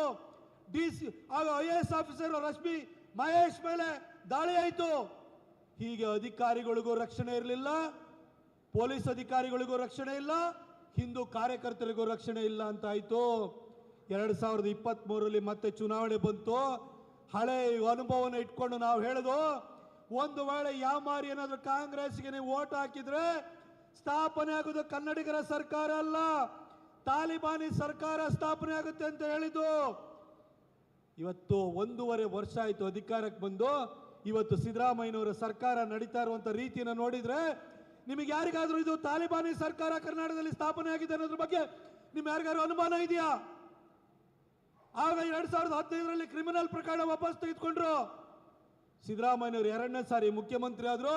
ಹುಬ್ಬಳ್ಳಿನಲ್ಲಿ ಪೊಲೀಸ್ ಜೀಪನ್ನು ಜಖಂ ಮಾಡಿದಂತಹ, ಪೊಲೀಸರ ಮೇಲೆ ದಾಳಿ ಮಾಡಿದಂತಹ, ಮುಸಲ್ಮಾನರ ವಿರುದ್ಧ ಇದ್ದಂತಹ UAPA ಕೇಸ್ಗಳು, ಅನ್ಲಾಫುಲ್ ಆಕ್ಟಿವಿಟೀಸ್ ಪ್ರಿವೆನ್ಷನ್ ಆಕ್ಟ್, ಅದರಡಿ ಹಾಕಿದಂತ ಕಠಿಣಾತಿ ಕಠಿಣ ಪ್ರಕರಣಗಳನ್ನು ವಾಪಸ್ ತೆಗೆದುಕೊಂಡ್ರು. ಆದ್ರೂ ಬೆನ್ನಲ್ಲೇ ಮಾರಣ ಹೋಮಕ್ಕೆ ದಾರಿ ಮಾಡಿಕೊಡೋ ಸೂಚನೆ ಕೊಟ್ಟಿದ್ದು ಮಾತ್ರ ಅಲ್ಲ, ಈ ಸರಿ ನಿಮ್ಮ ಪ್ರಾಣ ಮಾತ್ರ ತೆಗೆಯಲ್ಲ, ನಿಮ್ಮ ಭೂಮಿನೂ ಕಿತ್ಕೊಳ್ತೀವಿ ಅಂತ ಹೇಳ್ಬಿಟ್ಟು ವಫ್ನ ಅಸ್ತ್ರವನ್ನು ಬಿಟ್ಟಿದ್ದಾರೆ. ಇವತ್ತು ರಾತ್ರಿ ವಿಜಯಪುರದ ಸಾವಿರಾರು ಜನ ರೈತರು ಭೂಮಿ ಕಳ್ಕೊಳ್ಳುವಂತ ಪರಿಸ್ಥಿತಿ ಬಂದಿದೆ. ತೇರದಾಳದಲ್ಲಿ ನೋಟಿಸ್ ಕೊಟ್ಟಿದ್ದಾರೆ, ಹಾಗೆ ವಿಜಯಪುರದಲ್ಲಿ ಜೊತೆಗೆ ಬೀದರ್ನಲ್ಲಿ ಕೊಟ್ಟಿದ್ದಾರೆ. ಮೈಸೂರಿನಲ್ಲಿ ಸರ್ಕಾರಿ ಆಸ್ತಿ 443 ಎಕರೆನ ಕಬಳಿಸುವಂತ ಕೆಲಸ ಮಾಡಿದ್ದಾರೆ. ಇಡೀ ರಾಜ್ಯಾದ್ಯಂತ ಲಕ್ಷಾಂತರ ಎಕರೆ ಹಿಂದೂಗಳ ಭೂಮಿಯನ್ನು ಕಬಳಿಸುವಂತ ಕೆಲಸವನ್ನ ಇವತ್ತು ಸಿದ್ದರಾಮಯ್ಯ ಸರ್ಕಾರ ಮಾಡ್ತಾ ಇದೆ. ಅದರ ವಿರುದ್ಧ ಯತ್ನಾಳರು ಸಾಹುಕಾರರು ಹೋರಾಟಕ್ಕೆ ನಿಂತಿದ್ದಾರೆ.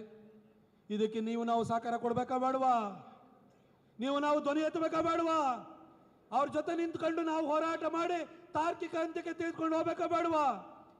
ಆ ಕಾರಣಕ್ಕೋಸ್ಕರ ನಾವು ಇವತ್ತು ಅಭಿಯಾನವನ್ನು ಮಾಡ್ಕೊಂಡಿದ್ದೀವಿ.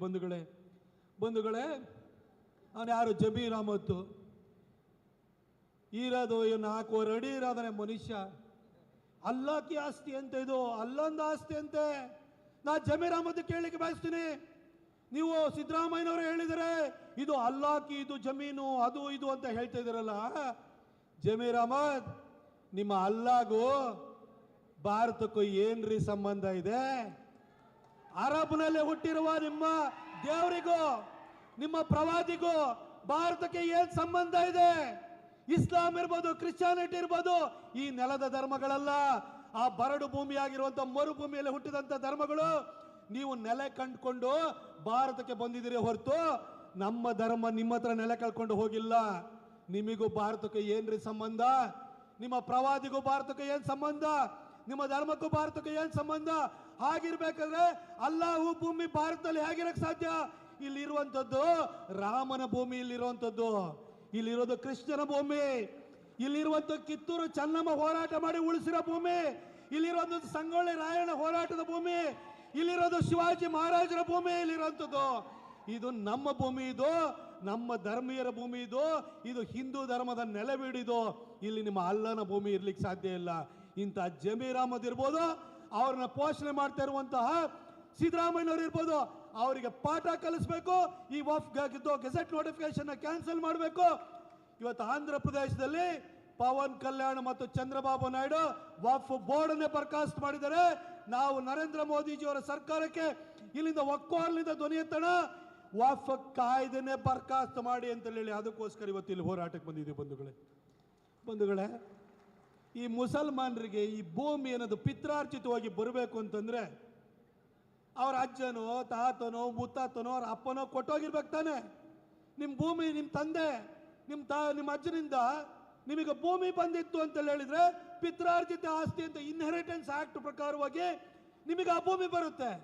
ಮುಸಲ್ಮಾನರ ಅಜ್ಜ ಆಗ್ಲಿ, ಅಪ್ಪ ಆಗ್ಲಿ, ತಾತ ಆಗ್ಲಿ, ಅವು ಎಲ್ಲಿಂದ ಬಂದಿದ್ದಾರೆ? ಯಾರಿದ್ದವರು ಈ ಭೂಮಿನಲ್ಲಿ? ನಿಮ್ಮ ಏನು ಸೌದಿ ಅರೇಬಿಯಾದಲ್ಲಿ ಮೆಕ್ಕಾ ಮದೀನದಲ್ಲಿರುವಂತ ಮುಲ್ಲಾನೋ ಮೌಲ್ವಿನೋ ಇಮಾಮ ಭಾರತದಲ್ಲಿ ಬಿಟ್ಟು ಹೋಗಿರೋ ಭೂಮಿನ ಇದು? ಹೇಗಾಗಿ ನಿಮಗೆ ಭೂಮಿ ಬರಕ್ಕೆ ಸಾಧ್ಯ? ಅಥವಾ ಇಲ್ಲಿ ಬಂದಿದ್ರಲ್ಲ ಆ ಕಡೆಯಿಂದ ಗಜ್ನಿ ಗೋರಿಗಳು ಕೊಟ್ಟೋಗಿರೋ ಭೂಮಿನ ಇದು?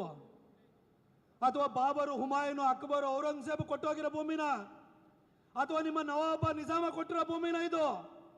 ಇದು ಭಾರತದ ಭೂಮಿ, ಇದು ಹಿಂದೂ ಭೂಮಿ. ಇದು ಹಿಂದೂ ಸಂಸ್ಕೃತಿಗೆ ಜನ್ಮ ಕೊಟ್ಟಿರುವಂತಹ ಸನಾತನ ಸಂಸ್ಕೃತಿಗೆ ಕೊಟ್ಟಿರೋ ಭೂಮಿ. ನಿಮ್ಮ ಅಲ್ಲಾಹುಗಾಗ್ಲಿ ನಿಮ್ಮ ಧರ್ಮಕ್ಕಾಗ್ಲಿ ಯಾವ ಸಂಬಂಧನೂ ಇಲ್ಲ. ಅಥವಾ ದೇಶ ವಿಭಜನೆ ಆಗುವಂತ ಸಂದರ್ಭದಲ್ಲಿ ಏನಾದ್ರೂ ಮೊಹಮ್ಮದ್ ಅಲಿ ಜಿನ್ನ ಬಿಟ್ಟೋಗಿರೋ ಭೂಮಿನ ಇದು? ಎಲ್ಲಿಂದ ಬಂತು? ಎಲ್ಲಿಂದ ನಿಮಗೆ ಈ ಭೂಮಿ ಸಿಕ್ಕಿದೆ ಹೇಳಿ? ಇನ್ಹೆರಿಟೆನ್ಸ್ ಆಕ್ಟ್ ನಲ್ಲಿ ಪ್ರಕಾರವಾಗಿ ಯಾರಿಂದಲಾರು ನಿಮಗೆ ಈ ಭೂಮಿನ ಗಳಿಸ್ಕೊಟ್ಟಿರ್ಬೇಕಲ್ಲ. ಹಾಗಿದ್ರು ಕೂಡ ನಿಮಗೆ ಯಾವ ಹಿನ್ನೆಲೆನೇ, ನಿಮ್ಮ ಧರ್ಮಕ್ಕೆ ಹಿನ್ನೆಲೆ ಇಲ್ಲ. ಆದರೂ ಬಂದು ನಮ್ಮ ಭೂಮಿ ನಮ್ಮ ಭೂಮಿ ನಮ್ಮ ಭೂಮಿ ಅಂತ ನಮ್ಮ ರೈತರ ಭೂಮಿನ ಕಬಳಿಸಕ್ಕೆ ಕೊಟ್ಟಿದ್ದಾರೆ. ಇದ್ರ ವಿರುದ್ಧ ಹೋರಾಟ ಮಾಡಬೇಕೋ ಬೇಡವಾ? ಪಕ್ಕದಲ್ಲಿರುವಂಥ ಬಾಂಗ್ಲಾದೇಶ ನೋಡಿದಿರಿ, 1.25 ಕೋಟಿ ಹಿಂದೂಗಳ ಸ್ಥಿತಿ ಏನಾಗಿದೆ ಅಂತ ಯೋಚನೆ ಮಾಡಿ. ಇಸ್ಕಾನ್ ಅಂತ ಹೇಳಿದ್ರೆ ಅನ್ನದಾಸೋಹನ ಮಾಡುವಂತ ಒಂದು ಸಂಸ್ಥೆ ಇದು. ಇಸ್ಕಾನ್ ಇವತ್ತು ಪ್ರಭುಪಾದ್ರ ಅವರ ಒಂದು ಪರಂಪರೆಯಲ್ಲಿ ಬಂದಂತಹ ಇಸ್ಕಾನ್ನ ಗುರುಗಳನ್ನು ಕೂಡ ಬಿಡ್ತಾ ಇಲ್ಲ, ಜೈಲಿಗೆ ಹಾಕ್ತಾ ಇದ್ದಾರೆ. ದಯವಿಟ್ಟು ಯಾರು ಕೂಡ ನೀವು ತಪ್ಪಾಗಿ ತಿಳ್ಕೊಳ್ಳಬೇಡಿ. ಹಿಂದೂಗಳು ಮುಸಲ್ಮಾನರು ಯಾವತ್ತು 30% ಆಗ್ತಾರೆ, ಅವತ್ತು ಇಲ್ಲಿ ಕುತ್ಕೊಂಡು ನಾನು ಲಿಂಗಾಯತ, ನಾನು ಗೌಡ, ನಾನು SC, ನಾನು ST, ನಾನು ಕುರುಬ ಅಂತ ನಿಮ್ಮನ್ನು ಯಾರನ್ನು ಉಳಿಸಲ್ಲ. ನಿಮ್ಮ ಯಾರ ಮೇಲೆ ಪ್ರೀತಿ ಇದಲ್ಲ. ಹಿಂದೂ ಅಂತಂದ್ರೆ ಹಣೆ ಮೇಲೆ ತಿಲಕ ಇತ್ತು ಅಂದ್ರೆ ನಿಮ್ಮನ್ನು ಹೊಡೆದಾಕ್ತಾರೆ. ಅದಕ್ಕೆ ಪಾಕಿಸ್ತಾನನ ಉದಾಹರಣೆ, ಇವತ್ತು ಬಾಂಗ್ಲಾದೇಶದಲ್ಲಿ ಏನಾಗ್ತಿದೆ ಅದೇ ಉದಾಹರಣೆ ಬಂಧುಗಳೇ. ಅದಕ್ಕೋಸ್ಕರ ನಾನು ನಿಮ್ಮಲ್ಲಿ ಹಿಂದೂಗಳು ನೀವು ಒಂದಾಗಿರಿ. ನೀವು ಲಿಂಗಾಯತರಾಗಬೇಡಿ, ನೀವು ಗೌಡ್ರಾಗಬೇಡಿ, ನೀವು ಕುರುಬರಾಗಬೇಡಿ, ನೀವು SCಗಳಾಗಬೇಡಿ, ನೀವು STಗಳಾಗಬೇಡಿ, ಬ್ರಾಹ್ಮಣರಾಗಬೇಡಿ, ಮರಾಠರಾಗಬೇಡಿ. ನೀವು ಹಿಂದೂಗಳಾಗಿ ಮಾತ್ರ ಉಳಿಯಲು ಸಾಧ್ಯ. ಈ ಮುಸಲ್ಮಾನರು ಯಾವ ದೇಶದಲ್ಲಿ ನೆಟ್ಟಗಿದ್ದಾರೆ ಹೇಳ್ರಿ ನೋಡೋಣ? ಯಾವ ದೇಶದಲ್ಲಿ ನೆಟ್ಟಗಿದ್ದಾರೆ ಹೇಳಿ? ಫಿಲಿಪೀನ್ಸ್ ಅಲ್ಲಿ ಹೋದ್ರೆ ಅಬು ಸಯಾಫ್ ಅಂತ ಹೇಳ್ಬಿಟ್ಟು ಅಲ್ಲಿ ಟೆರರಿಸ್ಟ್ ಆರ್ಗನೈಸೇಷನ್ ಮಾಡ್ತಾರೆ. ಅದೇ ರೀತಿ ಚೈನಾಕ್ಕೆ ಹೋದ್ರೆ ಅಲ್ಲೂ ಕೂಡ ಅಲ್ಲಿ ಇವ್ರದ್ದು ಸಮಸ್ಯೆ. ಅಮೆರಿಕಕ್ಕೆ ಹೋದ್ರೆ ಅಲ್ಲೂ ಕಿರುಕುಳ ಇವ್ರದ್ದು. ಇಡೀ ಫ್ರಾನ್ಸ್ನ ಮುಳುಗ್ಸಕ್ಕೆ ಹೊರಟಿದ್ದಾರೆ ಇವತ್ತು. ಇಡೀ ಯುರೋಪೇ ಹಾಳಾಗಿ ಹೋಗ್ತಾ ಇದೆ. ಇನ್ನು ಭಾರತ ನಮಗೆ ಇರೋದು ಒಂದು ದೇಶ. ಇವತ್ತು ಮುಸಲ್ಮಾನರಿಗೆ ತೊಂದರೆ ಆಯ್ತು ಅಂತಂದ್ರೆ 56 ದೇಶ ಇದಾವ್ರಿ. 57 ದೇಶ ಇದೆ. ಕ್ರೈಸ್ತರಿಗೆ ತೊಂದರೆ ಆಯ್ತು ಅಂದ್ರೆ 106 ದೇಶ ಇದೆ. ಹಿಂದೂಗಳಿಗೆ ತೊಂದರೆ ಆಯ್ತು ಅಂತಂದ್ರೆ ಯಾವ ದೇಶ ಇದೆ? ಇರೋದು ಇದೊಂದೇ ಭೂಮಿ, ಈ ಶಿವಾಜಿನೆಲ್ಲ, ಈ ಭಾರತ ಭೂಮಿ ಬಿಟ್ರೆ ಇನ್ ಯಾವ ದೇಶ ಇದೆ ನಮಗೆ? ಇನ್ನಾದ್ರೂ ಕೂಡ ನೀವು ಹಿಂದೂಗಳು ಒಂದಾಗಿ ಜಾತಿಯನ್ನು ಬಿಡಿ ಅಂತ ಕೇಳಲಿಕ್ಕೆ ಬಂದಿದ್ದೀವಿ ಬಂಧುಗಳೇ. ಇನ್ನೊಂದೆರಡು ವಿಷಯನ ಹೇಳಬೇಕು. ನಮ್ಮ ಮಠದ ಸ್ವಾಮಿಗಳು ಉತ್ತರ ಕರ್ನಾಟಕ, ನಮ್ಮ ಕಿತ್ತೂರು ಕರ್ನಾಟಕ, ಕಲ್ಯಾಣ ಕರ್ನಾಟಕದಲ್ಲಿ ಸ್ವಾಮಿಗಳು ಕೂಡ ಕೈ ಜೋಡಿಸ್ತಾ ಇದ್ದಾರೆ. ನಿಮ್ಮ ಬಗ್ಗೆ ನಿಮಗೆ ಬಹಳ ಪ್ರೀತಿ ಇದೆ ನಮಗೆ. ಈ ಉತ್ತರ ಕರ್ನಾಟಕದ ನೆಲ ಅಂತ ಹೇಳಿದ್ರೆ ಇದು ಗಂಡು ಮೆಟ್ಟಿನ ನೆಲ ಅಂತ ಹೇಳ್ತಾರೆ. ಸಂಗೊಳ್ಳಿ ರಾಯಣ್ಣ, ಕಿತ್ತೂರು ರಾಣಿ ಚೆನ್ನಮ್ಮ, ಶಿವಾಜಿ ಮಹಾರಾಜರು ಇದೆ ಈ ಭಾಗದಲ್ಲಿ. ಮದಕರಿ ನಾಯಕ ಇಂಥವರೆಲ್ಲ ಬಂದು ಹೋಗಿರೋಂಥ ಭೂಮಿ. ಈ ಭೂಮಿನಲ್ಲಿ ಮಾತ್ರ ಕ್ಷಾತ್ರ ಇದೆ, ಶೌರ್ಯ ಇದೆ. ಈ ಭಾಗದಲ್ಲಿ ಸ್ವಾಮಿಗಳು ಕೂಡ ಇವತ್ತು ಹೋರಾಟಕ್ಕೆ ಕೈ ಜೋಡಿಸಿದ್ದಾರೆ ಬಂಧುಗಳೇ. ಸ್ವಾಮಿಗಳು ಇವತ್ತು ಮಠ ಮಾನ್ಯಗಳು ನಡೀತಾ ಇದ್ರೆ, ಕಟಾವು ಬಂದಾದ ಕೂಡಲೇ ಜೋಳ ಸೀಸನು, ರಾಗಿ ಸೀಸನು, ಭತ್ತದ ಸೀಸನು ಈ ರೀತಿ ಬಂದ ಕೂಡಲೇ ಸ್ವಾಮಿಗಳು ಜೋಳಗೆ ಇಟ್ಕೊಂಡು ಊರೂರಿಗೆ ಬರೋರು. ನೀವು ದವಸ ಕೊಡ್ತಾ ಇದ್ರಿ, ದಾನ ಕೊಡ್ತಾ ಇದ್ರಿ. ಆ ದವಸ ದಾನ್ಯದಲ್ಲಿ ನಿಮಗೆ ಮಠದಲ್ಲಿ ಅಕ್ಷರ ದಾಸೋಹ ನಡೀತಾ ಇತ್ತು, ಅನ್ನದಾಸೋಹ ನಡೀತಾ ಇತ್ತು. ಈ ಕಾರ್ಯಕ್ರಮಕ್ಕೆ ನಮ್ಮ ದಾವಣಗೆರೆಯಲ್ಲಿ ನಮ್ಮ ಪಕ್ಷವನ್ನು ಕಟ್ಟಿ ಬೆಳೆಸಿದಂತಹ ಮಾಜಿ ಸಂಸದರು ಆಗಿರುವಂತಹ ಸಿದ್ದೇಶ್ವರಣ್ಣವರು ಬಂದಿದ್ದಾರೆ. ಅವರನ್ನು ನಿಮ್ಮೆಲ್ಲರ ಪರವಾಗಿ ಈ ಸಭೆಗೆ ನಾನು ಸ್ವಾಗತವನ್ನು ಮಾಡ್ತೀನಿ. ಅದೇ ರೀತಿ ಹರಿಹರದ ಶಾಸಕರು, ಪಕ್ಷದ ಮುಖಂಡರು ಆಗಿರುವಂಥ BP ಹರೀಶ್ ಅವರು ಬಂದಿದ್ದಾರೆ. ಅವರನ್ನು ಕೂಡ ನಾನು ಸ್ವಾಗತವನ್ನು ಮಾಡ್ತೀನಿ ಈ ಸಭೆಗೆ. ಅದೇ ರೀತಿ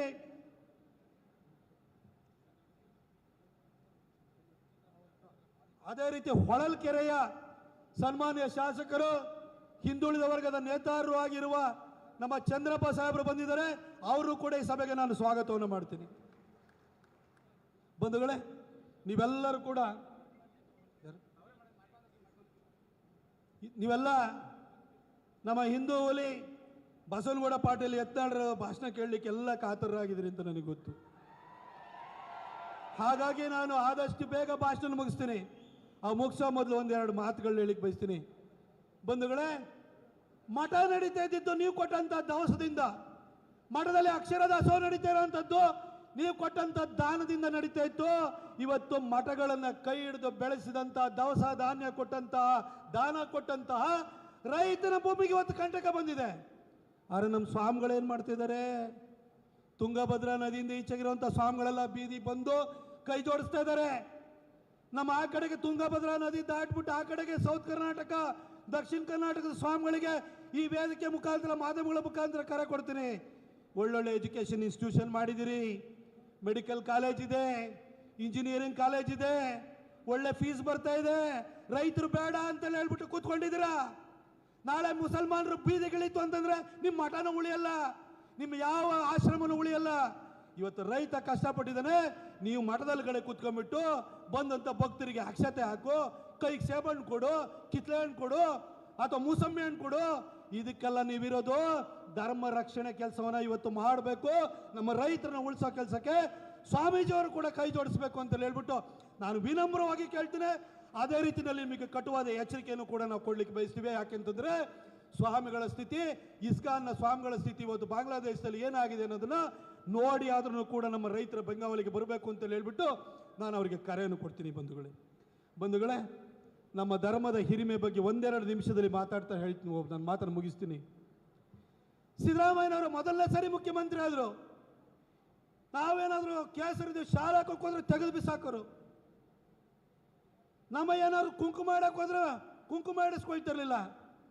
ಎರಡನೇ ಸರಿ ಮತ್ತೆ ಮುಖ್ಯಮಂತ್ರಿ ಆದರು. ಅದೇ ದರ್ಪ ಮುಂದುವರೆದಿತ್ತು. ತಾಯಿ ಚಾಮುಂಡಿ ಬೆಟ್ಟ ಇದೆ, ವರ್ಷಕ್ಕೊಂದ್ಸರಿ ದಸರಾ ಉದ್ಘಾಟನೆ ಬರ್ತಿದ್ರೆ ಹೊರತು ಯಾವತ್ತು ತಾಯಿ ಚಾಮುಂಡಿ ಹತ್ರ ಹೋಗಿ ಕೈಯ ಮುಗಿತಿರ್ಲಿಲ್ಲ. ಆದರೆ ಯಾವಾಗ ಮೂಡ ಹಗರಣ ಬಂದು ತಗಲಾಕೊಳ್ತು ನೋಡಿ, ನಮ್ಮ ಸಿದ್ದರಾಮಯ್ಯ ಸಾಹೇಬರು ಅದುವರೆಗೆ ಚಾಮುಂಡಿ ಬೆಟ್ಟದ ಕಡೆ ತಲೆನೇ ಹಾಕಿ ಮಲಗ್ತಿರ್ಲಿಲ್ಲ. ಸೀದಾ ಹೋಗಿ ತಾಯಿ ಚಾಮುಂಡಿಯ ಕೃಪೆ ಇದೆ ಅಂತ ಹೇಳಿ ತಾಯಿ ಹತ್ರ ಬೇಡಕ್ಕೆ ಹೋದ್ರು. ಅದಾದ ನಂತರ ಹಾಸನಾಂಬೆ ಹತ್ರಕ್ಕೆ ಹೋದ್ರು, ತಾಯಿ ಕಾಪಾಡು ಅಂತ ಹೋದ್ರು. ಕಷ್ಟ ಬಂದಾಗ ಸಿದ್ದರಾಮಯ್ಯನವ್ರನ್ನ ಸಾಬ್ರ ದೇವರು ಕಾಪಾಡಲಿಲ್ಲ, ಕ್ರೈಸ್ತರ ದೇವರು ಕಾಪಾಡಲಿಲ್ಲ.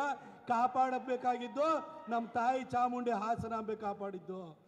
ಬಂಧುಗಳೇ, ಇವತ್ತು ಸಿದ್ದರಾಮಯ್ಯನವರಿಗೆ ಮನವರಿಕೆ ಆದ್ರೂ ಕೂಡ ಅವ್ರನ್ನ ಕಾಪಾಡೋದು ಸಾಬ್ರ ದೇವರಲ್ಲ, ಹಿಂದೂ ದೇವರೇ ಕಾಪಾಡೋದು ಅಂತ ಗೊತ್ತಾಗಿದೆ. ಆದರೆ ಓಟಿನ ರಾಜಕಾರಣಕ್ಕೋಸ್ಕರವಾಗಿ ಈ ವಫ್ನ ಇಟ್ಕೊಂಡು ನಿಮ್ಮ ಭೂಮಿಯನ್ನು ಕಸಿಯುವಂಥ ಕೆಲಸವನ್ನು ಮಾಡ್ತಾ ಇದ್ದಾರೆ. ಬಂಧುಗಳೇ, ಇದಕ್ಕೋಸ್ಕರ ಹಿಂದೂಗಳ ಒಗ್ಗಟ್ಟಾಗಿ ನಾವೆಲ್ಲ ಒಕ್ಕೋಲಿನಿಂದ ಧ್ವನಿಯನ್ನು ಮೊಳಗಿಸ್ಬೇಕು. ನಾವು ಆಂಧ್ರ ಪ್ರದೇಶದಲ್ಲಿ ಯಾವ ರೀತಿ ವಫ್ ಬೋರ್ಡ್ನ ಕಿತ್ತಾಕಿದಾರೋ ಅದೇ ರೀತಿ ಕರ್ನಾಟಕದಲ್ಲೂ ವಫ್ ಬೋರ್ಡ್ನ ಕಿತ್ತಾಕಬೇಕು. ನಮ್ಮ ಧ್ವನಿ ನರೇಂದ್ರ ಮೋದಿ ಅವರಿಗೆ ಕೇಳಿಸಿ ವಫ್ ಕಾಯ್ದೆನೆ ರದ್ದು ಮಾಡಬೇಕು. ಅಲ್ಲಿವರೆಗೂ ನಾವೆಲ್ಲರೂ ಕೂಡ ನಿರಂತರವಾಗಿ ಹೋರಾಟ ಮಾಡೋಣ ಅಂತ ಹೇಳ್ತಾ, ಈ ಒಂದು ಹೋರಾಟಕ್ಕೆ ಒಂದು ಸಮರ್ಥ ನಾಯಕತ್ವವನ್ನು ಕೊಟ್ಟಿರುವಂತಹ ನಮ್ಮ ಹಿಂದೂ ಹುಲಿ ಬಸವನಗೌಡ ಪಾಟೀಲ್ ಯತ್ನಾಳ್ರಿಗೆ, ಅವ್ರ ಜೊತೆ ಹೆಗಲಿಗೆ ಹೆಗಲು ಕೊಟ್ಟು ನಿಂತಿರುವಂತಹ ಸಾಹುಕಾರರಿಗೆ, ಇಡೀ ಒಂದು ಕಾರ್ಯಕ್ರಮದ ರೂಪುರೇಷೆನ ನಿರ್ಧಾರ ಮಾಡ್ತಾ ಇರುವಂತಹ ನಮ್ಮ ಅರವಿಂದ್ ಲಿಂಬಾವಳಿಯರು ಇರ್ಬೋದು, ಕುಮಾರ್ ಬಂಗಾರಪ್ಪನವರು ಇರ್ಬೋದು, ಬಿ ವಿ ನಾಯಕರು ಇರ್ಬೋದು, ನಮಗೆ ದೊಡ್ಡ ಶಕ್ತಿಯನ್ನು ಕೊಟ್ಟಿರುವಂಥ ಸಿದ್ದೇಶ್ವರಣ್ಣ ಇರ್ಬೋದು, ಚಂದ್ರಪ್ಪನವರು ಇರ್ಬೋದು, ಅದೇ ರೀತಿಯಲ್ಲಿ ಬಿ ಪಿ ಹರೀಶ್ ಅವರು ಇರ್ಬೋದು, ಮಹೇಶ್ ಕುಮಟಳ್ಳಿ ಅವರಿಗಿರ್ಬೋದು, ಶ್ರೀಮಂತ ಪಾಟೀಲ್ರಿಗಿರ್ಬೋದು, ಪ್ರತಿಯೊಬ್ಬರು ನಾಯಕರಿಗೂ ಕೂಡ ನಾನು ವಂದಿಸ್ತೀನಿ. ಈ ನಮ್ಮ ಹೋರಾಟ ಕೇವಲ ಒಂದು 4 ದಿನಗಳ ಮೀಡಿಯಾದ ಪ್ರಚಾರಕ್ಕೋಸ್ಕರ ನಡೀತಿರೋ ಹೋರಾಟ ಅಲ್ಲ. ಇವತ್ತು ಹಿಂದೂಗಳ ಬಗ್ಗೆ ನಿಜವಾದ ಕಾಳಜಿ, ಪ್ರೀತಿಯನ್ನು ಇಟ್ಕೊಂಡಿರುವಂತಹ ಹೋರಾಟ. ಇವತ್ತು ಉತ್ತರ ಪ್ರದೇಶದಲ್ಲಿ ಯೋಗಿ ಆದಿತ್ಯನಾಥ್, ಹಿಂದೂಗಳನ್ನ ಕಾಯಲಿಕ್ಕೆ ಯೋಗಿ ಆದಿತ್ಯನಾಥ್ ಉತ್ತರ ಪ್ರದೇಶದಲ್ಲಿದ್ದಾರೆ. ಹಿಂದೂಗಳನ್ನ ಹಿತರಕ್ಷಣೆ ಮಾಡಲಿಕ್ಕೆ ಮಹಾರಾಷ್ಟ್ರದಲ್ಲಿ ದೇವೇಂದ್ರ ಫಡ್ನವೀಸ್ ಇದ್ದಾರೆ. ಆಂಧ್ರದಲ್ಲಿ ಹಿಂದೂಗಳ ರಕ್ಷಣೆ ಮಾಡಲಿಕ್ಕೋಸ್ಕರವಾಗಿ ಪವನ್ ಕಲ್ಯಾಣ್ ಬಂದಿದ್ದಾರೆ. ತಮಿಳುನಾಡಿನಲ್ಲಿ ಒಬ್ಬ ಅಣ್ಣಾಮಲೈ ಇದ್ದಾರೆ.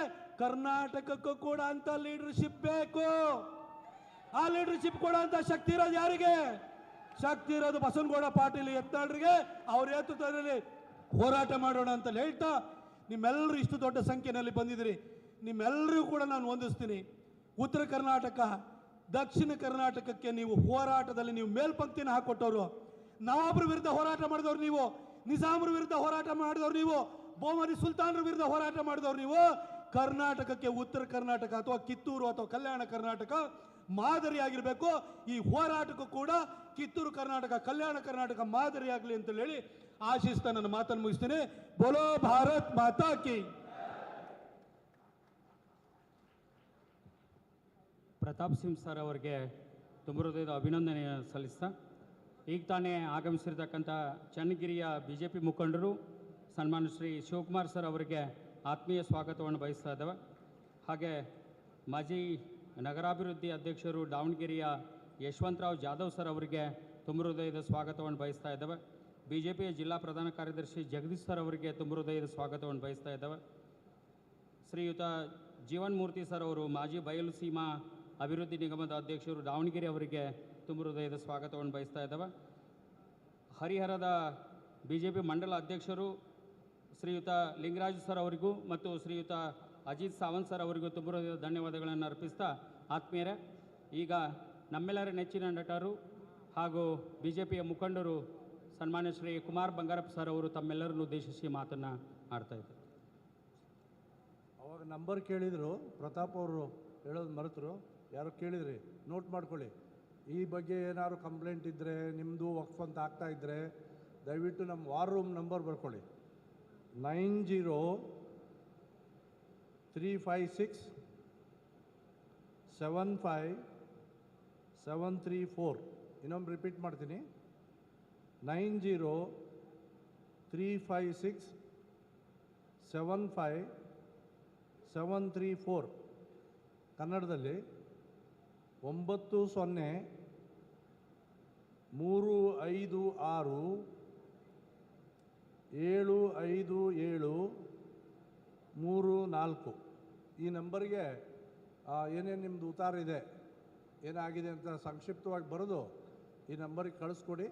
ಇದನ್ನೆಲ್ಲ ನಾವು ಈಗಾಗಲೇ ಏನು ಬಂದಿದೆ JPC ಅವ್ರಿಗೂ ಕಳಿಸ್ತೀವಿ, ಈ ಹೋರಾಟನೂ ಮುಂದುವರಿಸ್ತೀವಿ. ಈ ಕುಮಾರ್ ಬಂಗಾರಪ್ಪ ಅವ್ರು ಮಾತಾಡ್ತಾರೆ.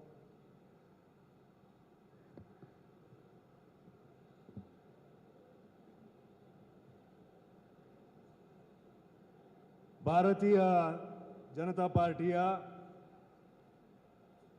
ವಕ್ಫ್ ಭೂ ಕಬಳಿಕೆಯ ವಿರುದ್ಧವಾಗಿ ಜನಜಾಗೃತಿ ಅಭಿಯಾನವನ್ನು ನೇತೃತ್ವವನ್ನು ವಹಿಸ್ಕೊಂಡಿರ್ತಕ್ಕಂಥ ನಮ್ಮ ಆತ್ಮೀಯರಾಗಿರ್ತಕ್ಕಂಥ ಶ್ರೀಯುತ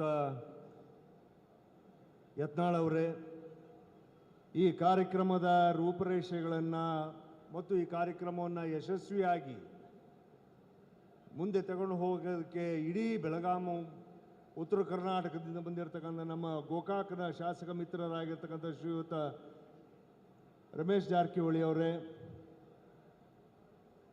ಪ್ರಾಸ್ತಾವಿಕ ಮತ್ತು ಮುನ್ನುಡಿಯ ಭಾಷಣಗಳನ್ನು ಅಚ್ಚುಕಟ್ಟಾಗಿ ಮತ್ತು ರಾಜಕೀಯದ ದೃಷ್ಟಿಯಿಂದ ಅಲ್ಲ ಇದು ಅನ್ನೋದನ್ನು ಪ್ರತಿಪಾದಿಸಿ ನಮ್ಮೆಲ್ಲರಿಗೂ ಕೂಡ ಮುನ್ನುಡಿಯನ್ನು ಹೇಳಿರ್ತಕ್ಕಂಥ ಶ್ರೀಯುತ ಅರವಿಂದ್ ನಿಂಬಾವಳಿಯವರೇ,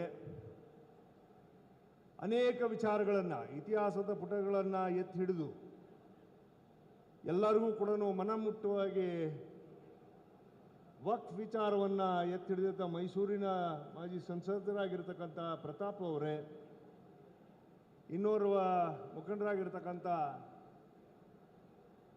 ಸಂತೋಷ್ ಅವರೇ, ಈಗ ತಾನೇ ತಮ್ಮನ್ನು ಮುಂದೆ ಬಂದು ನಿಂತು ನಮ್ಮ ಲೋಕಸಭಾ ಸದಸ್ಯರಾದಂಥವರು ದಾವಣಗೆರೆಯವರು ಹಿರಿಯರಾಗಿರ್ತಕ್ಕಂಥ ಸಿದ್ದೇಶ್ವರನವರೇ, ಹೊಳಲ್ಕೆರೆ ಶಾಸಕರಾಗಿರ್ತಕ್ಕಂಥ ಶ್ರೀಯುತ ಚಂದ್ರಪ್ಪನವರೇ, ಹರಿಹರದ ಶಾಸಕ ಮಿತ್ರರಾಗಿರ್ತಕ್ಕಂಥ ಶ್ರೀಯುತ ಹರೀಶಣ್ಣವರೇ, ವೇದಿಕೆ ಮೇಲೆ ಆಸೀನರಾಗಿರ್ತಕ್ಕಂಥ ಎಲ್ಲ ಹಿರಿಯ ಮುಖಂಡರುಗಳೇ, ವಕ್ಫ್ ವಿಚಾರವಾಗಿ ವಿಶೇಷವಾಗಿ ಎಲ್ಲ ಮೂಲೆ ಮೂಲೆಗಳಿಂದ ಬಂದಿರತಕ್ಕಂಥ ನಮ್ಮ ಆತ್ಮೀಯ ರೈತ ಬಾಂಧವರೇ, ಈ ಕಾರ್ಯಕ್ರಮವನ್ನು ಅದ್ಭುತವಾಗಿ ನಡೆಸ್ಕೊಟ್ಟಿರ್ತಕ್ಕಂಥ ಸ್ಥಳೀಯ ಎಲ್ಲ BJPಯ ಸಂಘ ಸಂಸ್ಥೆಗಳು ಮತ್ತು ಘಟಕಗಳು, ಮೋರ್ಚಾಗಳು, ಎಲ್ಲ ನನ್ನ ಆತ್ಮೀಯ ಮಿತ್ರರೇ, ಮಾಧ್ಯಮದ ಮಿತ್ರರೇ, ವಕ್ಫ್ ಅಂದರೆ ಏನು? ವಕ್ಫಿನ ಅರ್ಥ ಏನು? ವಕ್ಫ್ ಅಂದರೆ ಒಪ್ಪಂದ, ಒಂದು ಅಗ್ರಿಮೆಂಟ್. ಅಂದರೆ ನನ್ನ ಜಮೀನನ್ನು ನಾನು ಈ ಕೆಲಸಕ್ಕೋಸ್ಕರ ಮೀಸಲಾಗಿ ಇಡ್ತೀನಿ ಅನ್ನೋದೇ ವಕ್ಫಿನ ಅರ್ಥ. ವಕ್ಫ್ ಹೊಂದಿದ್ದು ಇವಾಗಿಂದ ಅಲ್ಲ, ವಕ್ಫ್ ಬಹಳಷ್ಟು ದೇಶಗಳಲ್ಲೂ ಇದೆ, ಬರೀ ಭಾರತ ದೇಶದಲ್ಲಿ ಮಾತ್ರ ಇಲ್ಲ ವಕ್ಫ್. ಅದು ಅರಬ್ ದೇಶಗಳಲ್ಲಿದೆ, ಮಲೇಷ್ಯಾದಲ್ಲಿದೆ, ಜಪಾನಲ್ಲಿದೆ, ಅನೇಕ ದೇಶಗಳಲ್ಲಿ ವಕ್ಫ್ ಕಾನೂನಿದೆ. ಆದರೆ ಅಲ್ಲಿರ್ತಕ್ಕಂಥದ್ದು ಆಯಾ ದೇಶದ ಬಡವರಿಗೆ ಮೀಸಲಾಗಿ ಅಲ್ಲಿರ್ತಕ್ಕಂಥ ವಕ್ಫ್ ಕಾನೂನನ್ನು ಮಾಡಿ ಮಂಜೂರಾತಿ ಅಲ್ಲಲ್ಲೇ ಕೊಟ್ಟಿರ್ತಕ್ಕಂಥದ್ದಿದೆ. ಹಣವನ್ನು ಕೂಡ ವಕ್ಫ್ ಕಾನೂನಿನಡಿಗೆ ತಗೊಳ್ಳೋದಕ್ಕೆ ಅವಕಾಶ ಇದೆ.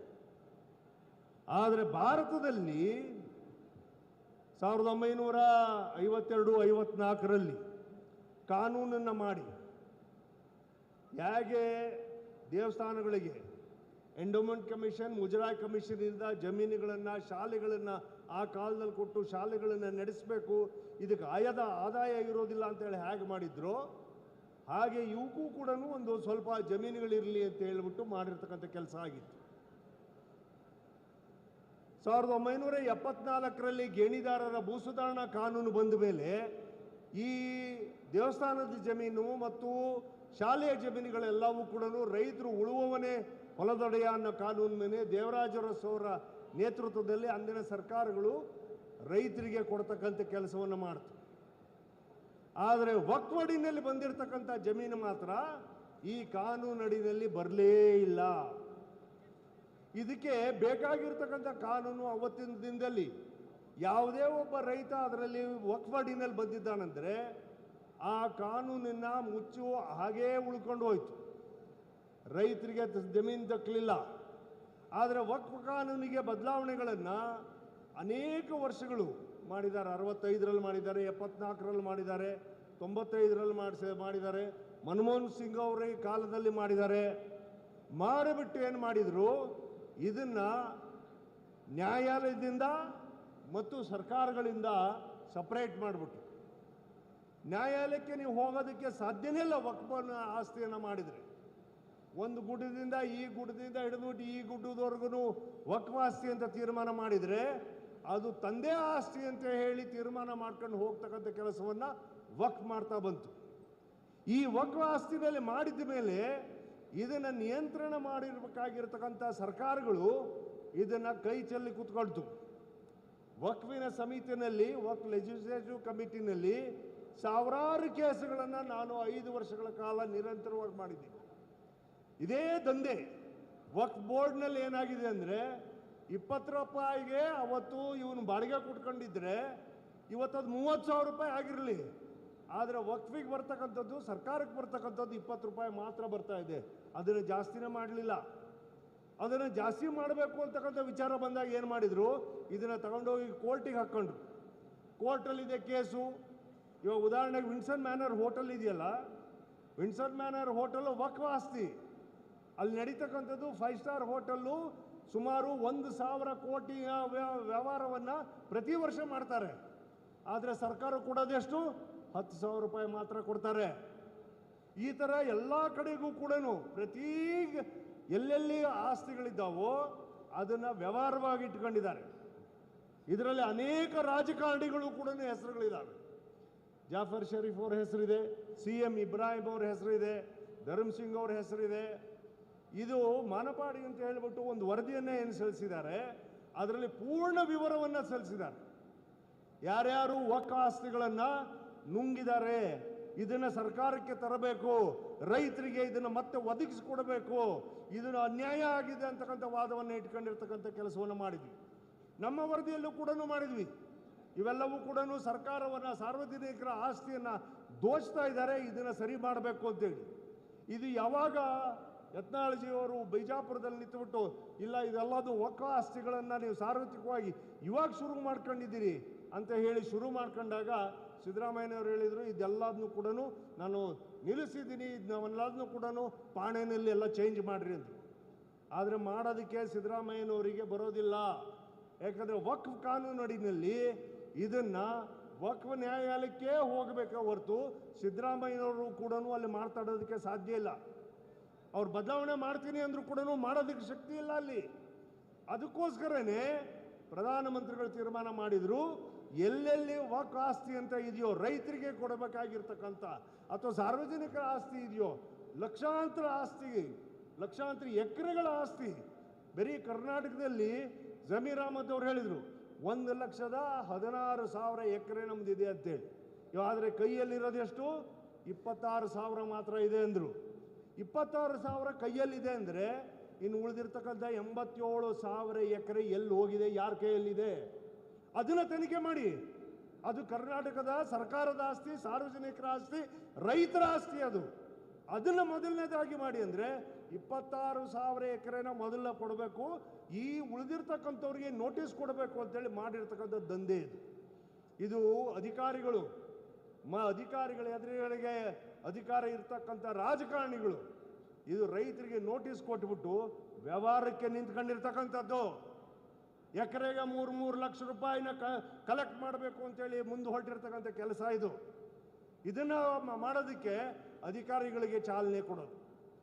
ಯಾವ ರಾತ್ರಿ ಒಂದು ವೇದಿಕೆ ಮೇಲೆ ಮೀಟಿಂಗ್ ಅಂತೇಳಿ ಕರ್ಕೊಂಡು ಡಿಸಿನ ಕೂಸ್ಕೊಂಡು ನೀವು ನೋಟಿಸ್ ಕೊಡದಿಲ್ದಂಗೆ ರೈತರಿಗೆ ಹೇಗೆ ನೀವು ಪಾಣಿನಲ್ಲಿ ಚೇಂಜ್ ಮಾಡೋದಕ್ಕೆ ನೀವು ಮುಂದಾದ್ರಿ?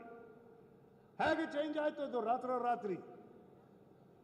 ಮೂಡಾದಲ್ಲಿ ಸನ್ಮಾನ್ಯ ಸಿದ್ದರಾಮಯ್ಯನವರು 14 ಸೈಟನ್ನ ತಗೊಂಡು ಅದನ್ನು ಕೊಡಲ್ಲ ಇದು ನಂದು 62 ಕೋಟಿ ರೂಪಾಯಿ ನಮಗೆ ಮೂಡಾ ಕೊಡಬೇಕು ಅಂದವರು ಕಡೆಗೆ ಕೊಟ್ಟುಬಿಟ್ಟು ಒಂದೇ ದಿನ ರಾತ್ರಿ ಮೂಡಾದಲ್ಲಿ ಅವ್ರ ಪಾಣಿನಲ್ಲೆಲ್ಲವೂ ಚೇಂಜ್ ಆಗ್ಬಿಟ್ಟು ಅವ್ರದ್ದಾದ್ರೆ ನಮ್ದು ಯಾಕೆ ಆಗೋದಿಲ್ಲ? ನಮ್ದು ಯಾಕೆ ಮಾಡೋದಕ್ಕೆ ಸಾಧ್ಯ ಆಗೋದಿಲ್ಲ? ಈ ಕಾರಣಕ್ಕೋಸ್ಕರ ವಕ್ಫಿನ ಹೋರಾಟವನ್ನು ವಿಶೇಷವಾಗಿ ತಗೊಂಡಿರ್ತಕ್ಕಂಥದ್ದು ಉಳುವವನೇ ಹೊಲದೊಡೆಯ, ಇದು ನಮ್ಮ ಜಮೀನು, ಇದು ನಮ್ಮ ಸಾರ್ವಜನಿಕರ ಆಸ್ತಿ, ಇದು ರೈತನಿಗೆ ದಕ್ಕಬೇಕು ಅಂತಕ್ಕಂಥ ವಿಚಾರವನ್ನು ತಗೊಂಡು ಬಂದಿರತಕ್ಕಂಥದ್ದೇ ವಕ್ಫಿನ ಕಾನೂನನ್ನು ಅದನ್ನು ತೆಗೆದುಹಾಕ್ತಕ್ಕಂಥದ್ದು ಕೆಲಸವನ್ನು ಮಾಡಬೇಕು ಅಂತೇಳಿ. ಉದಾಹರಣೆಗೆ ಮುಂಬೈನಲ್ಲಿ ಪ್ರಧಾನಮಂತ್ರಿಗಳು ಒಂದು ದೊಡ್ಡ ಸಮಾರಂಭವನ್ನು ಮಾಡಿದರು.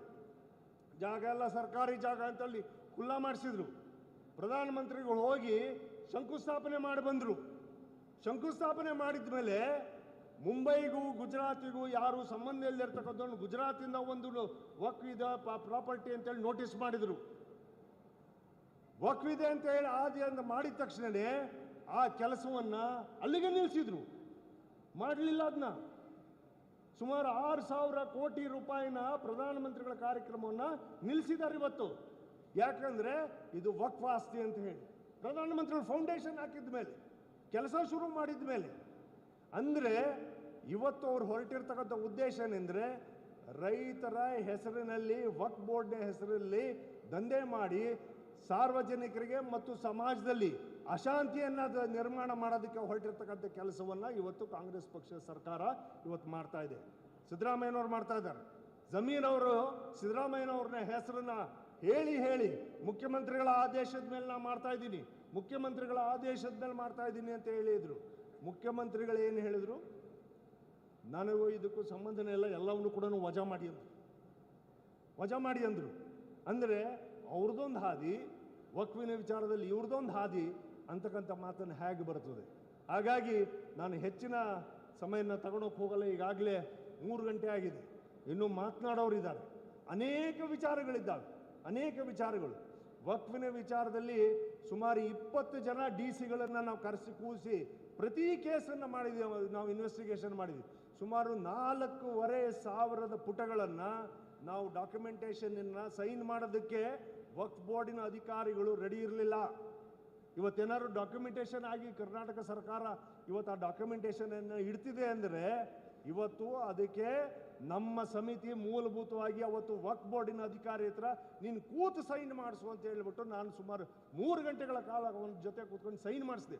ಒಂದೊಂದು ಹಾಳೇನು ಅದನ್ನು ಸೈನ್ ಮಾಡಿಸಿದ್ದೀವಿ. ಹಾಗಾಗಿ ವಕ್ಫಿನ ವಿಚಾರದಲ್ಲಿ ಇವತ್ತು ಸಾರ್ವಜನಿಕರಿಗೆ ಏನು ಇವತ್ತು ಗೊಂದಲವನ್ನು ಹಾಕಿ ರೈತರಿಗೆ ಇವತ್ತು ಬಹಳ ಪರಿಸ್ಥಿತಿಗಳನ್ನು ಅವರು ಹದಗೆಡಿಸಿದ್ದಾರೆ. ಇದನ್ನು ಸರಿಯಾದಂಥ ಹಾದಿಗೆ ತರಬೇಕು ಅಂದರೆ ಕೇಂದ್ರ ಸರ್ಕಾರದಲ್ಲಿರ್ತಕ್ಕಂಥ ವಕ್ಫ್ ಕಾನೂನನ್ನು ಅದನ್ನು ಪೂರ್ಣವಾಗಿ ಬರ್ಖಾಸ್ತು ಮಾಡಬೇಕು, ಅದನ್ನು ತೆಗೆದುಹಾಕಬೇಕು ಅಂತಕ್ಕಂಥ ಕೆಲಸವನ್ನು ಮಾಡಬೇಕಾಗಿದೆ. ಹಾಗಾಗಿ ತಮ್ಮೆಲ್ಲರಿಗೂ ಕೂಡ ನಾನು ವಿನಂತಿ ಮಾಡ್ಕೊಳ್ತೀನಿ, ಇದು ಯಾರಿಗೂ ರಾಜಕೀಯವಾಗಿ ತಗೊಳ್ತಕ್ಕಂಥ ಅವಶ್ಯಕತೆಗಳೇ ಇಲ್ಲ. ನಾವ್ಯಾರು ಕೂಡ ರಾಜಕೀಯವಾಗಿ ಇವತ್ತು ಯಾರು ಚುನಾವಣೆ ಮಾಡೋಕ್ಕೆ ಬಂದಿಲ್ಲ. ಇಲ್ಲಿ ನಮ್ಗೆ ಯಾವ ಚುನಾವಣೆಗಳು ಇಲ್ಲ. ನಮಗೆ ತಾಲೂಕಾ ಪಂಚಾಯತಿ ಚುನಾವಣೆ ಅಂತಲೂ ಕಾಂಗ್ರೆಸ್ ಪಕ್ಷ ಮಾಡೋದಕ್ಕೆ ರೆಡಿನೇ ಇಲ್ಲ. ತಾಲೂಕು ಪಂಚಾಯತಿ, ಜಿಲ್ಲಾ ಪಂಚಾಯತಿ ಮತ್ತೆ ಟೈಮ್ ಕೇಳ್ಕೊಂಡು ಹೋಗಿದ್ದಾರೆ. ಅದನ್ನು ಸಾರ್ವಜನಿಕರಿಗೆ, ಸ್ಥಳೀಯ ಸಂಸ್ಥೆಗಳ ಬಗ್ಗೆ ಕಾಳಜಿನೇ ಇಲ್ಲ. ಇನ್ನು ವಿಧಾನಸಭಾ ಚುನಾವಣೆ ಇವೆಲ್ಲವೂ ಕೂಡ ಇನ್ನು 3.5 ವರ್ಷಗಳ ಕಾಲ, ಮತ್ತು ಲೋಕಸಭಾ ಚುನಾವಣೆ ಮುಂದಿನ ಇದು ಮಧ್ಯದಲ್ಲಿ ವಕ್ಫ್ ವಿಚಾರವಾಗಿ ಅನೇಕ ಹಗರಣಗಳನ್ನು ತಕ್ಕಂಥ ಕೆಲಸ ಮಾಡಿದ್ದಾರೆ. ನಿಮಗೆಲ್ಲರಿಗೂ ಕೂಡ ಲಿಕ್ಕರ್ ಹಗರಣ, ಇದಕ್ಕಿಂತ ದೊಡ್ಡ ಹಗರಣ, ಮೂಢ ಹಗರಣ ಮತ್ತು ವಾಲ್ಮೀಕಿ ಹಗರಣ, ಮತ್ತು ಎಲ್ಲದಕ್ಕಿಂತ ಜಾಸ್ತಿ ಸರ್ಕಾರದ ಭೂಮಿಗಳನ್ನು ಕಬಳಿಸ್ತಕ್ಕಂಥ ವಿಚಾರದಲ್ಲಿ ಸಾರ್ವತ್ರಿಕವಾಗಿ ಕೂಡ ಬಗರುಕಮ್ಮನ ಹೆಸರಿನಲ್ಲಿ ಲೂಟೆ ಮಾಡ್ತಕ್ಕಂಥ ಕೆಲಸವನ್ನು ಕೂಡ ಮಾಡಿದ್ದಾರೆ. ಹಾಗಾಗಿ ಜನರಿಗೆ ಇವತ್ತು ಎಲ್ಲರೂ ಕೂಡ ನಾವು ನಮ್ಮ ರಾಜ್ಯದ ರೈತರ ಜಮೀನನ್ನು ಅವರಿಗೆ ದಕ್ಕಿಸ್ಕೊಡಬೇಕು ಅಂತಕ್ಕಂಥ ವಿಚಾರದಲ್ಲಿ ವಕ್ಫ್ ಕಾನೂನಿಗೆ ನಾವೆಲ್ಲರೂ ಕೂಡ ಮುಂದಾಗೋಣ ಅಂತಕ್ಕಂಥ ಮಾತಿನೊಂದಿಗೆ ತಮ್ಮೆಲ್ಲರಿಗೂ, ವಿಶೇಷವಾಗಿ ರಮೇಶ್ ಜಾರಕಿಹೊಳಿ ಅವರು ಇವತ್ತು ಅಲ್ಲಿಂದ ನಮ್ಮ ಸಂಗೊಳ್ಳಿ ರಾಯಣ್ಣನ ಪುತ್ಥಳಿಗೆ ಹಾರವನ್ನು ಹಾಕಿ, ಅಲ್ಲಿಂದ ಬಾಬಾ ಸಾಹೇಬ್ ಅಂಬೇಡ್ಕರ್ ಅವರ ಪುತ್ಥಳಿಗೆ ಅಲ್ಲಿ ಮಾಲಾರ್ಪಣೆ ಮಾಡಿ, ಕಿತ್ತೂರ ರಾಣಿ ಚೆನ್ನಮ್ಮ ಗಂಡು ಮೆಟ್ಟಿದ ನೆಲದಲ್ಲಿ ಇವತ್ತು ಚೆನ್ನಮ್ಮಾಜಿಯವರ ಆಶೀರ್ವಾದವನ್ನು ಪಡೆದು ನಿಮ್ಮೊಂದಿಗೆ ಅಲ್ಲಿಂದ ಇಲ್ಲಿವರೆಗೂ ದೊಡ್ಡ ಮೆರವಣಿಗೆಯನ್ನು ಮಾಡಿ ಇವತ್ತು ನಮ್ಮೆಲ್ಲರಿಗೂ ಕೂಡ ನಾವು ನಿಮ್ಮ ಇದ್ದೀವಿ ಅಂತಕ್ಕಂಥ ಮಾತನ್ನ ತಾವೆಲ್ಲರೂ ಆಡಿ ತಂದಿದ್ದೀರಿ.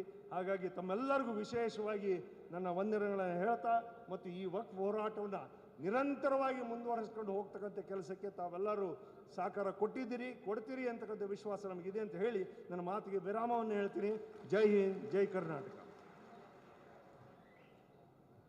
ಸನ್ಮಾನ್ಯ ಶ್ರೀ ಕುಮಾರ್ ಬಂಗಾರಪ್ಪ ಸರ್ ಅವರಿಗೆ ಧನ್ಯವಾದಗಳನ್ನು ಅರ್ಪಿಸ್ತಾ, ಆತ್ಮೀಯರ ಹೊಳಲ್ಕೆರೆಯ ಮಾನ್ಯ ಶಾಸಕರು ಡಾಕ್ಟರ್ ಎಂ ಚಂದ್ರಪ್ಪ ಸರ್ ಅವರು ತಮ್ಮೆಲ್ಲರನ್ನು ಉದ್ದೇಶಿಸಿ ಮಾತನಾಡಲಿದ್ದಾರೆ. बोलो भारत माता के।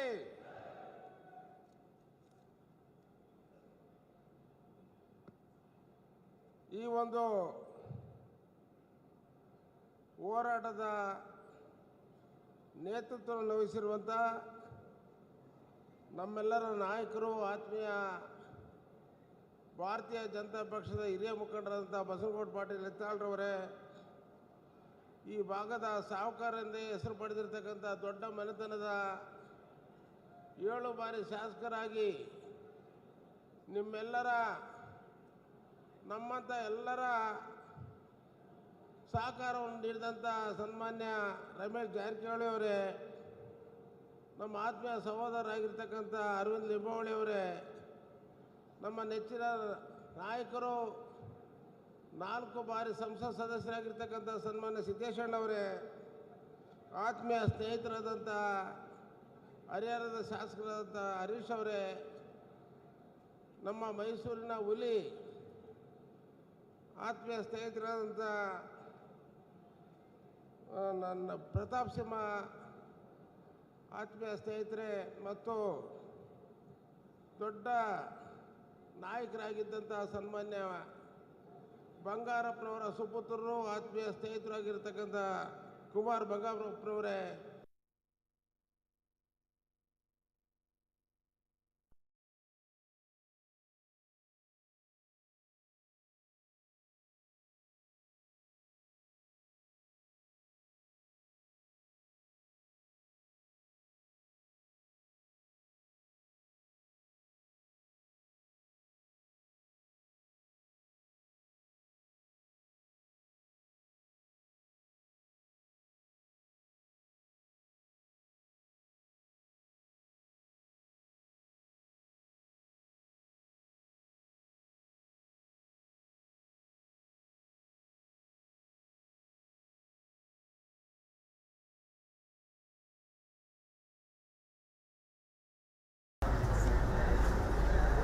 ಇದೇ ಬಳಿಕ ಬೆಳಗಾವಿಯಲ್ಲಿ ವಕ್ಫ ವಿರುದ್ಧ ಏನು ಯತ್ನಾಳ್ ಆ್ಯಂಡ್ ರಮೇಶ್ ಜಾರಕಿಹೊಳಿ ಅವರ ನೇತೃತ್ವದಲ್ಲಿ ಈಗ BJP ಏನು ಬೆಳಗಾವಿಯಲ್ಲಿ ಬೃಹತ್ ಪ್ರತಿಭಟನೆಗೆ ಕೂಡ ಸಿದ್ಧವಾಗಿರುವಂಥದ್ದು. ಜೊತೆಗೆ ಬೆಂಗಳೂರಲ್ಲಿ ಕೂಡ ಏನು ರೇಣುಕಾಚಾರ್ಯ ಟೀಮ್ ಕೂಡ ಬೆಂಗಳೂರಲ್ಲಿ ಏನು ಸಭೆಯನ್ನು ಮಾಡಿ ಯತ್ನಾಳ್ ಅವರನ್ನು ಉಚ್ಚಾಟನೆ ಮಾಡಬೇಕು ಅನ್ನೋ ನಿಟ್ಟಿನಲ್ಲಿ ಒತ್ತಾಯವನ್ನು ಮಾಡಿದೆ. ಈ ಬಗ್ಗೆ ಮಾತನಾಡಲು ನಮ್ಮ ಜೊತೆಗೆ ಪ್ರತಾಪ್ ಸಿಂಹ ಅಂದರೆ ಮಾಜಿ ಸಂಸದರಾಗಿರುವಂಥ ಪ್ರತಾಪ್ ಸಿಂಹ ಅದು ಇದ್ದಾರೆ. ಅವರನ್ನು ಕೂಡ ನಾನು ಮಾತಾಡ್ತೀನಿ. ಸರ್, ಮೊದಲಿಗೆ ಇವತ್ತಿನ ಹೋರಾಟದ ಹೇಗಿರುತ್ತೆ?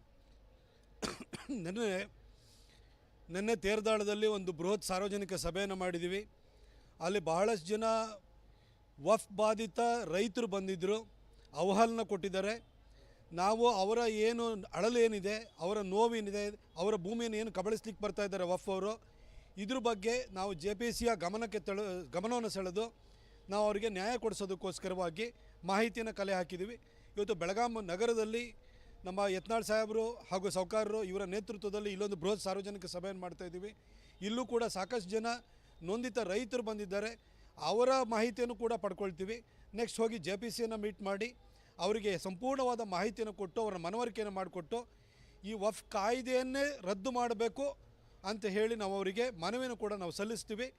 ವಫ್ ಕಾಯ್ದೆ ರದ್ದಾದರೆ ಈ ಒಂದು ವಫ್ನವರು ಕೊಟ್ಟಿರುವಂಥ ಗೆಜೆಟ್ ನೋಟಿಫಿಕೇಷನ್ ಇದೆ, ಅದು ರದ್ದಾದರೆ ಮಾತ್ರ ನಮ್ಮ ರೈತರಿಗೆ ಶಾಶ್ವತವಾದಂತಹ ಪರಿಹಾರ ಮತ್ತು ನ್ಯಾಯ ಸಿಗಲಿಕ್ಕೆ ಸಾಧ್ಯ. ಅದಕ್ಕೆ ನಾವು ಎಲ್ಲ ರೀತಿಯ ತಯಾರಿಯನ್ನು ಮಾಡ್ತಾಯಿದ್ವಿ. ಸರ್, ತಮ್ಮ ಏನು ಹೋರಾಟ ಇದೆ ಇದು ಪ್ರತ್ಯೇಕ ಹೋರಾಟ, BJP ಕಾರ್ಯಕರ್ತರಲ್ಲಿ ಗೊಂದಲವನ್ನು ಸೃಷ್ಟಿ ಮಾಡ್ತಿರುವಂಥ? ಯಾವ ಗೊಂದಲನೂ ಇಲ್ಲ. ರೈತರು ಅವರಾಗೆ ಮುಂದೆ ಬಂದು ಅವರ ನೋವನ್ನು ಹೇಳ್ಕೊಳ್ತಾ ಇದ್ದಾರೆ. ಯತ್ನಾಳ್ರು ಬಿಜಾಪುರದಲ್ಲಿ ಇದ್ರ ಬಗ್ಗೆ ಒಂದು ದೊಡ್ಡ ಸಭೆಯನ್ನು ಮಾಡಿ ಅಹೋರಾತ್ರಿ ಧರಣಿಯನ್ನು ಮಾಡಿ ಕೇಂದ್ರ ಸಚಿವೆಯಾಗಿರುವಂಥ ಶೋಭಾ ಕರಂದ್ಲಾಜೆ ಅವ್ರನ್ನ ಕರೆಸಿದ್ರು. ಅಲ್ಲಿಗೆ JPC ಚೇರ್ಮನ್ ಬಂದಿದ್ದರು, ಅದೇ ರೀತಿ ಪ್ರಹ್ಲಾದ್ ಜೋಶಿ ಅವರು ಬಂದಿದ್ದಾರೆ, ಎಲ್ಲ ನಾಯಕರುಗಳು ಬಂದಿದ್ದಾರೆ. ಇದು BJP ಕಾರ್ಯಕ್ರಮ ಅಲ್ಲದೆ ಮತ್ತಿನ್ನೇನು? ಇದು ವಫ್ ವಿರುದ್ಧ ಹೋರಾಟವನ್ನು ಮಾಡ್ತಿದ್ದೀವಿ ಹೊರತು ಇದು ಯಾವುದೇ ವ್ಯಕ್ತಿ ಅಥವಾ ಯಾರ್ದೋ ವಿರುದ್ಧ ಹೋರಾಟ ಅಲ್ಲ. ಇದು ನಮ್ಮ ರೈತರಿಗೆ ನ್ಯಾಯವನ್ನು ಕೊಡಿಸುವಂಥ ಒಂದು ಹೋರಾಟ ಆಗಿದೆ. ಯತ್ನಾಳ್ ಅವ್ರನ್ನ ಉಚ್ಚಾಟನೆ ಮಾಡಬೇಕು ಅಂಥೇಳಿ ಯಡಿಯೂರಪ್ಪ ಅವರ ಮನೆಯಲ್ಲಿ ರೇಣುಕಾಚಾರ್ಯ ಸೇರಿದಂತೆ ಕಟ್ಟಾ ಸುಬ್ರಹ್ಮಣ್ಯ ನಾಯ್ಡು ಅವರು ಏನು ಉಚ್ಚಾಟನೆ ಮಾಡಬೇಕು ಅನ್ನೋ ನಿಟ್ಟಿನಲ್ಲಿ ಒತ್ತಾಯವನ್ನು ಮಾಡ್ತಿದ್ದಾರೆ. ನಮ್ಮ ಹೋರಾಟ ಇರೋದು ವಫ್ ವಿರುದ್ಧ ಹೋರಾಟ ಮಾಡಿದರೆ ನಮ್ಮ ಉಚ್ಚಾಟನೆ ಮಾಡಿ ಅಂತಂದರೆ ಜನ ನಗ್ತಾರೆ. ನಮ್ಮ ಹೋರಾಟ ಯಾರ ವಿರುದ್ಧ ಇರೋದು? ನಮ್ಮ ರೈತರ ಭೂಮಿಯನ್ನು ಕಬಳಿಸ್ತಾ ಇರುವಂಥ ವಫ್ ವಿರುದ್ಧ ನಾವು ಹೋರಾಟ ಮಾಡ್ತಿದ್ವಿ. ನಮ್ಮ ವಿರುದ್ಧ ಯಾರು ಹೋರಾಟ ಮಾಡೋಕ್ಕೆ ಹೊರಟಿದ್ದಾರೆ ಅಂದರೆ ಅವರ ಉದ್ದೇಶ ಶುದ್ಧಿಯ ಬಗ್ಗೆ ಜನನೇ ಅರ್ಥ ಮಾಡ್ಕೊಂಡು ಅವ್ರಿಗೆ ತಕ್ಕ ಪಾಠ ಕಲಿಸ್ತಾರೆ. ಪರೋಕ್ಷವಾಗಿ ವಿಜೇಂದ್ರ ಅವರ ವಿರುದ್ಧವೇ ಕೂಡ ಏನು ಈ ಯತ್ನಾಳ್ ಆ್ಯಂಡ್ ಟೀಮ್ ಹೋರಾಟವನ್ನು ಮಾಡ್ತಿದೆ ಅನ್ನುವಂಥ ಚರ್ಚೆ ಕೂಡ. ನಮ್ಮ ಯಾವುದೇ ಒಂದು ಸಭೆಯಲ್ಲಾಗಲಿ ಅಥವಾ ನಮ್ಮ ಯಾವುದೇ ವಿಸಿಟ್ ಇರ್ಬೋದು, ನಮ್ಮ ಯಾವುದೇ ಪ್ರವಾಸ ಸಂದರ್ಭದಾಗಲಿ ನಾವು ವಫ್ ವಿರುದ್ಧ ಹೋರಾಟವನ್ನು ಮಾಡ್ತಿದ್ದೀವ, ವಫ್ ವಿರುದ್ಧ ಮಾತಾಡ್ತಿದ್ದೀವ ಅಥವಾ ಯಾವುದಾದ್ರು ವ್ಯಕ್ತಿಗಳ ಬಗ್ಗೆ ಮಾತಾಡ್ತಿದ್ದೀವ? ನಾವು ವ್ಯಕ್ತಿಗಳ ವಿಚಾರನೆ ತಗೊಂಡಿಲ್ಲ. ಇಲ್ಲಿ ಪ್ರಸ್ತುತ ಯಾಕೆ ಈ ರೀತಿ ವಫ್ ಆಗಿದೆ. ವಫ್ ವಿರುದ್ಧ ನಮ್ಮ ಹೋರಾಟ ನಿರಂತರವಾಗಿ ನಡೆಯುತ್ತೆ. ಸರ್, ಏನು ವರದಿ ಏನು ಇವತ್ತೇ ಹೋಗ್ತೀರಾ ಸರ್ ದೆಹಲಿಗೆ? ನಾವು ಎಲ್ಲ ಕಡೆ ಮಾಹಿತಿನ ಕಲೆಕ್ಟ್ ಮಾಡ್ತಾ ಇದ್ದೀವಿ. ಅವರು ಟೈಮ್ ಕೊಟ್ಟು ಕೂಡಲೇ ನಾವು ಹೋಗ್ತೀವಿ. ಟೈಮನ್ನು ಆಲ್ರೆಡಿ ಕೇಳಿದ್ದೀವಿ. ಇದ್ರ ಬಗ್ಗೆ ವ್ಯವಸ್ಥಿತವಾದಂಥ ತಯಾರಿ ಪ್ರಯತ್ನ ನಡೀತಾ ಇದೆ. ಸರ್, ಹೋರಾಟ ನಿರಂತರವಾಗಿರುತ್ತಾ ಇವತ್ತು ಕೊನೆ ಆಗುತ್ತಾ? ನಾವು ಈ ವಿಷಯವನ್ನು ತಾರ್ಕಿಕ ಅಂತ್ಯಕ್ಕೆ ತೆಗೆದುಕೊಂಡು ಹೋಗುವವರೆಗೂ ವಿಶ್ರಮಿಸುವುದಿಲ್ಲ. ಯತ್ನಾಳ್ ಆ್ಯಂಡ್ ಟೀಮ್ ವಿರುದ್ಧ ಏನು ಷಡ್ಯಂತ್ರ ಅದು ಏನಾದರೂ ಆಗ್ತಿದೆಯಾ ಅನ್ನುವಂಥ ಸರ್? ನಾವು ಜನರ ಪರವಾಗಿ ಹೋರಾಟವನ್ನು ಮಾಡ್ತಿದ್ವಿ. ಇದು BJP ಹೋರಾಟ. ನಮ್ಮ ರಾಜ್ಯಾಧ್ಯಕ್ಷರಾಗಿರೋ BJP ವರ್ಸಸ್ BJP ಅನ್ನೋ ರೀತಿ ಯಾವುದು ಸುಮ್ಮನೆ ಅದು ಯಾರೋ ಹೇಳ್ತಾ ಇದ್ದಾರೆ ಅಷ್ಟೇ. ವಿಜೇಂದ್ರ ಅವರು ಕರೆ ಕೊಟ್ಟಂಥ ಹೋರಾಟದಲ್ಲೂ ನಾನು ಭಾಗಿಯಾಗಿದ್ದೆ.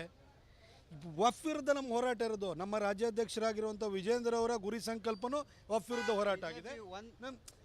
ನಾವು ಮಾಡ್ತಾ ಇರೋದು ವಫ್ ವಿರುದ್ಧ ಹೋರಾಟ ಆಗಿದೆ. ನಾವು BJP ಕಾರ್ಯಕರ್ತರಾಗಿ ನಾವೆಲ್ಲ ಕಡೆ ಹೋರಾಟವನ್ನು ಮಾಡ್ತಾ ಇದ್ದೀವಿ. ಇದು ಯಾವುದೇ ವ್ಯಕ್ತಿ ವಿರುದ್ಧ ಅಲ್ಲ. ಒಡೆದ ಮನೆ ಆಗಿದೆ ಅನ್ನೋವಂಥದ್ದು. ಇದಿಷ್ಟು ಏನು ಪ್ರತಾಪ್ ಸಿಂಹ ಅವರು ಹೇಳ್ತಿರುವಂಥದ್ದು. ನಿರಂತರವಾಗಿ ನಾವು ಹೋರಾಟವನ್ನು ಮಾಡ್ತಿದ್ದೇವೆ, ವಕ್ಫ ವಿರುದ್ಧವನ್ನು ನಾವು ಹೋರಾಟವನ್ನು ಮಾಡ್ತಿದ್ದೇವೆ ಅನ್ನೋ ಒಂದು ಮಾತನ್ನು ಕೂಡ ಹೇಳ್ತಿದ್ದಾರೆ. ಕ್ಯಾಮ್ರಾ ಪರ್ಸನ್ ಗುರುಪ್ರಸಾದ್ ಜೊತೆ ಮೈಲಾರಿ ಪಡಾದ್, ರಿಪಬ್ಲಿಕ್ ಕನ್ನಡ, ಬೆಳಗಾವಿ.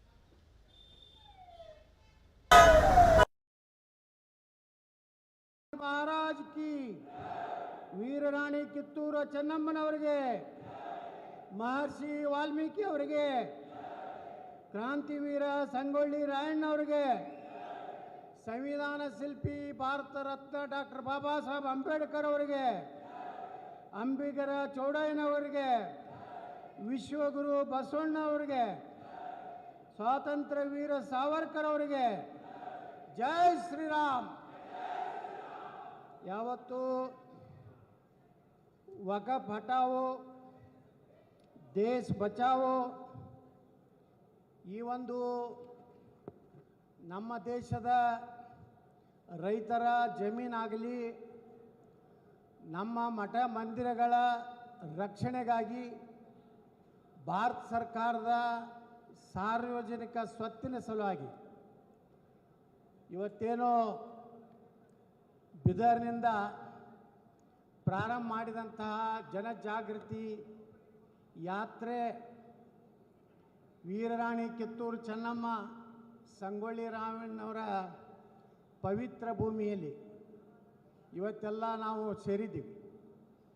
ಇವತ್ತಿನ ಕಾರ್ಯಕ್ರಮ ಬಹುಶಃ ನಾವೇನು ನಿರೀಕ್ಷೆ ಮಾಡಿದ್ದೀವಿ ಅದಕ್ಕಿಂತ ಹೆಚ್ಚು ಜನ, ಸುಮಾರು 15,000ಕ್ಕಿಂತ ಹೆಚ್ಚು ಜನ ಇವತ್ತು ಈ ಒಂದು ನಮ್ಮ ರಮೇಶ್ ಸಾವ್ಕಾರ್ ನೇತೃತ್ವದಲ್ಲಿ ಇವತ್ತೆಲ್ಲ ನಾವು ಸೇರಿದ್ದೀವಿ. ರಮೇಶ್ ಸಾವ್ಕಾರ ತಾಕತ್ತು ಏನೈತೆ ಅನ್ನೋದು ಇವತ್ತು ಸ್ವಲ್ಪ ಇದು ಟ್ರೇಲರ್ ಹೈ, ಬಾಕಿ ಪಿಕ್ಚರ್ ದಾವಣಗೆರೆ ಮೇ ಹೈ. ಬಂಧುಗಳೇ, ರಮೇಶ್ ಜಾರಕಿಹೊಳಿ ಶಕ್ತಿ ಬಗ್ಗೆ, ನಮ್ಮ ಈ ತಂಡದಲ್ಲಿರುವಂಥ ಶಕ್ತಿಯ ಬಗ್ಗೆ ಯಾರು ಹಗರು ಮಾತಾಡಿದ್ರೆ ದಾವಣಗೆರೆ ಒಳಗೆ ನಾವು ತೋರಿಸ್ತೀವಿ. ನಾವು ಇಲ್ಲಿ ವೇದಿಕೆ ಮೇಲೆ ಉಪಸ್ಥಿರುವಂಥ ಈಗಾಗಲೇ ನಾವಿಲ್ಲಿ ಕೂತೋರು ಯಾರೂ ಒಂದು ಸಲ MLA ಗಿರಿದಾಸಮೆ MLA ಆದವ್ರು ಅಲ್ಲ. 4, 5, 6, 7 ಸಲ MLA MP MLC ಆದವ್ರು ಇದ್ದೀವಿ. ರಮೇಶ್ ಜಾರಕಿಹೊಳಿ 7 ಸಲ MLA, ಅರವಿಂದ್ ಲಿಂಬಾವಳಿ ಅವರು 4 ಸಲ MLA, 1 ಸಲ MLC, ಅವ್ರ ಮನೆಯವ್ರು MLA. ಕುಮಾರ್ ಬಂಗಾರಪ್ಪನವರು 4 ಸಲ MLA, ಸಣ್ಣ ನೀರಾವರಿ ಮಂತ್ರಿಗಳು. ಪ್ರತಾಪ್ ಸಿಂಹ 2 ಸಲ MP, ನಮ್ಮ ಸಿದ್ದೇಶಣ್ಣ 2 ಸಲ MP, 4 ಸಲ MP, ಅವ್ರ ಅಪ್ಪರು 3 ಸಲ MP, ಅವ್ರ ಕೇಂದ್ರ ಮಂತ್ರಿ, ಮಾಜಿ ಕೇಂದ್ರ ಮಂತ್ರಿ, ಮಾಜಿ ಕೇಂದ್ರ ಮಂತ್ರಿ ನಮ್ಮ ಚಂದ್ರಣ್ಣ. ಎಲ್ಲೋದ್ರೆ ಚಂದ್ರಣ್ಣ ನಮ್ಮ ದಲಿತ ಮುಖಂಡರು 5 ಸಲ ಅಲ್ಲಣ್ಣ, ನಮ್ಮ ಚಂದ್ರಣ್ಣ 5 ಸಲ MLA. ನಮ್ಮ ಹರೀಶ್ ಹರಿಹರದ MLA 4 ಸಲ ಅನ್ರಿ, 2 ಸಲ. ಅವ್ರ ತಂದೆಯವರು MLA ಇದ್ರು, ಅವ್ರ ಅಜ್ಜನೂ MLA ಇದ್ದ. ನಮ್ಮ ಶಿವಾಜಿ ಮಹಾರಾಜರ ಸಂತತಿ ಶ್ರೀಮಂತ್ ಪಾಟೀಲ್ಜಿ ಅವರು ನಮ್ಮ ಮಂತ್ರಿ ಆಗಿದ್ರು. ಅಲ್ಲಿ ಒಬ್ರು ಕೂತಾರೆ ನೋಡ್ರಿ, ಮಹೇಶ್ ಅಣ್ಣ ಕುಮಟಳ್ಳಿ. ಪಾಪ ಅವ್ರು ಮಂತ್ರಿ ಮಾಡಬೇಕಾಗಿತ್ತು, ಅವ್ರಿಗೆ ಧೋಕಾ ಕೊಟ್ಟರು. ಅವ್ರ ಮಗಳೊಬ್ರು ಕೂತಾರೆ ನೋಡ್ರಿ, ಈ 17 ಮಂದಿನ ಮ್ಯಾನೇಜ್ ಮಾಡಿ BJPಗೆ ತೊಗೊಂಡು ಬಂದು ಯಡಿಯೂರಪ್ಪನ ಮುಖ್ಯಮಂತ್ರಿ ಮಾಡದ ಮೊಮ್ಮಗ NR ಸಂತೋಷ. ಅಲ್ಲಿಂದ ಮತ್ತಾರ್ಯಾರು ಇಲ್ಲಿ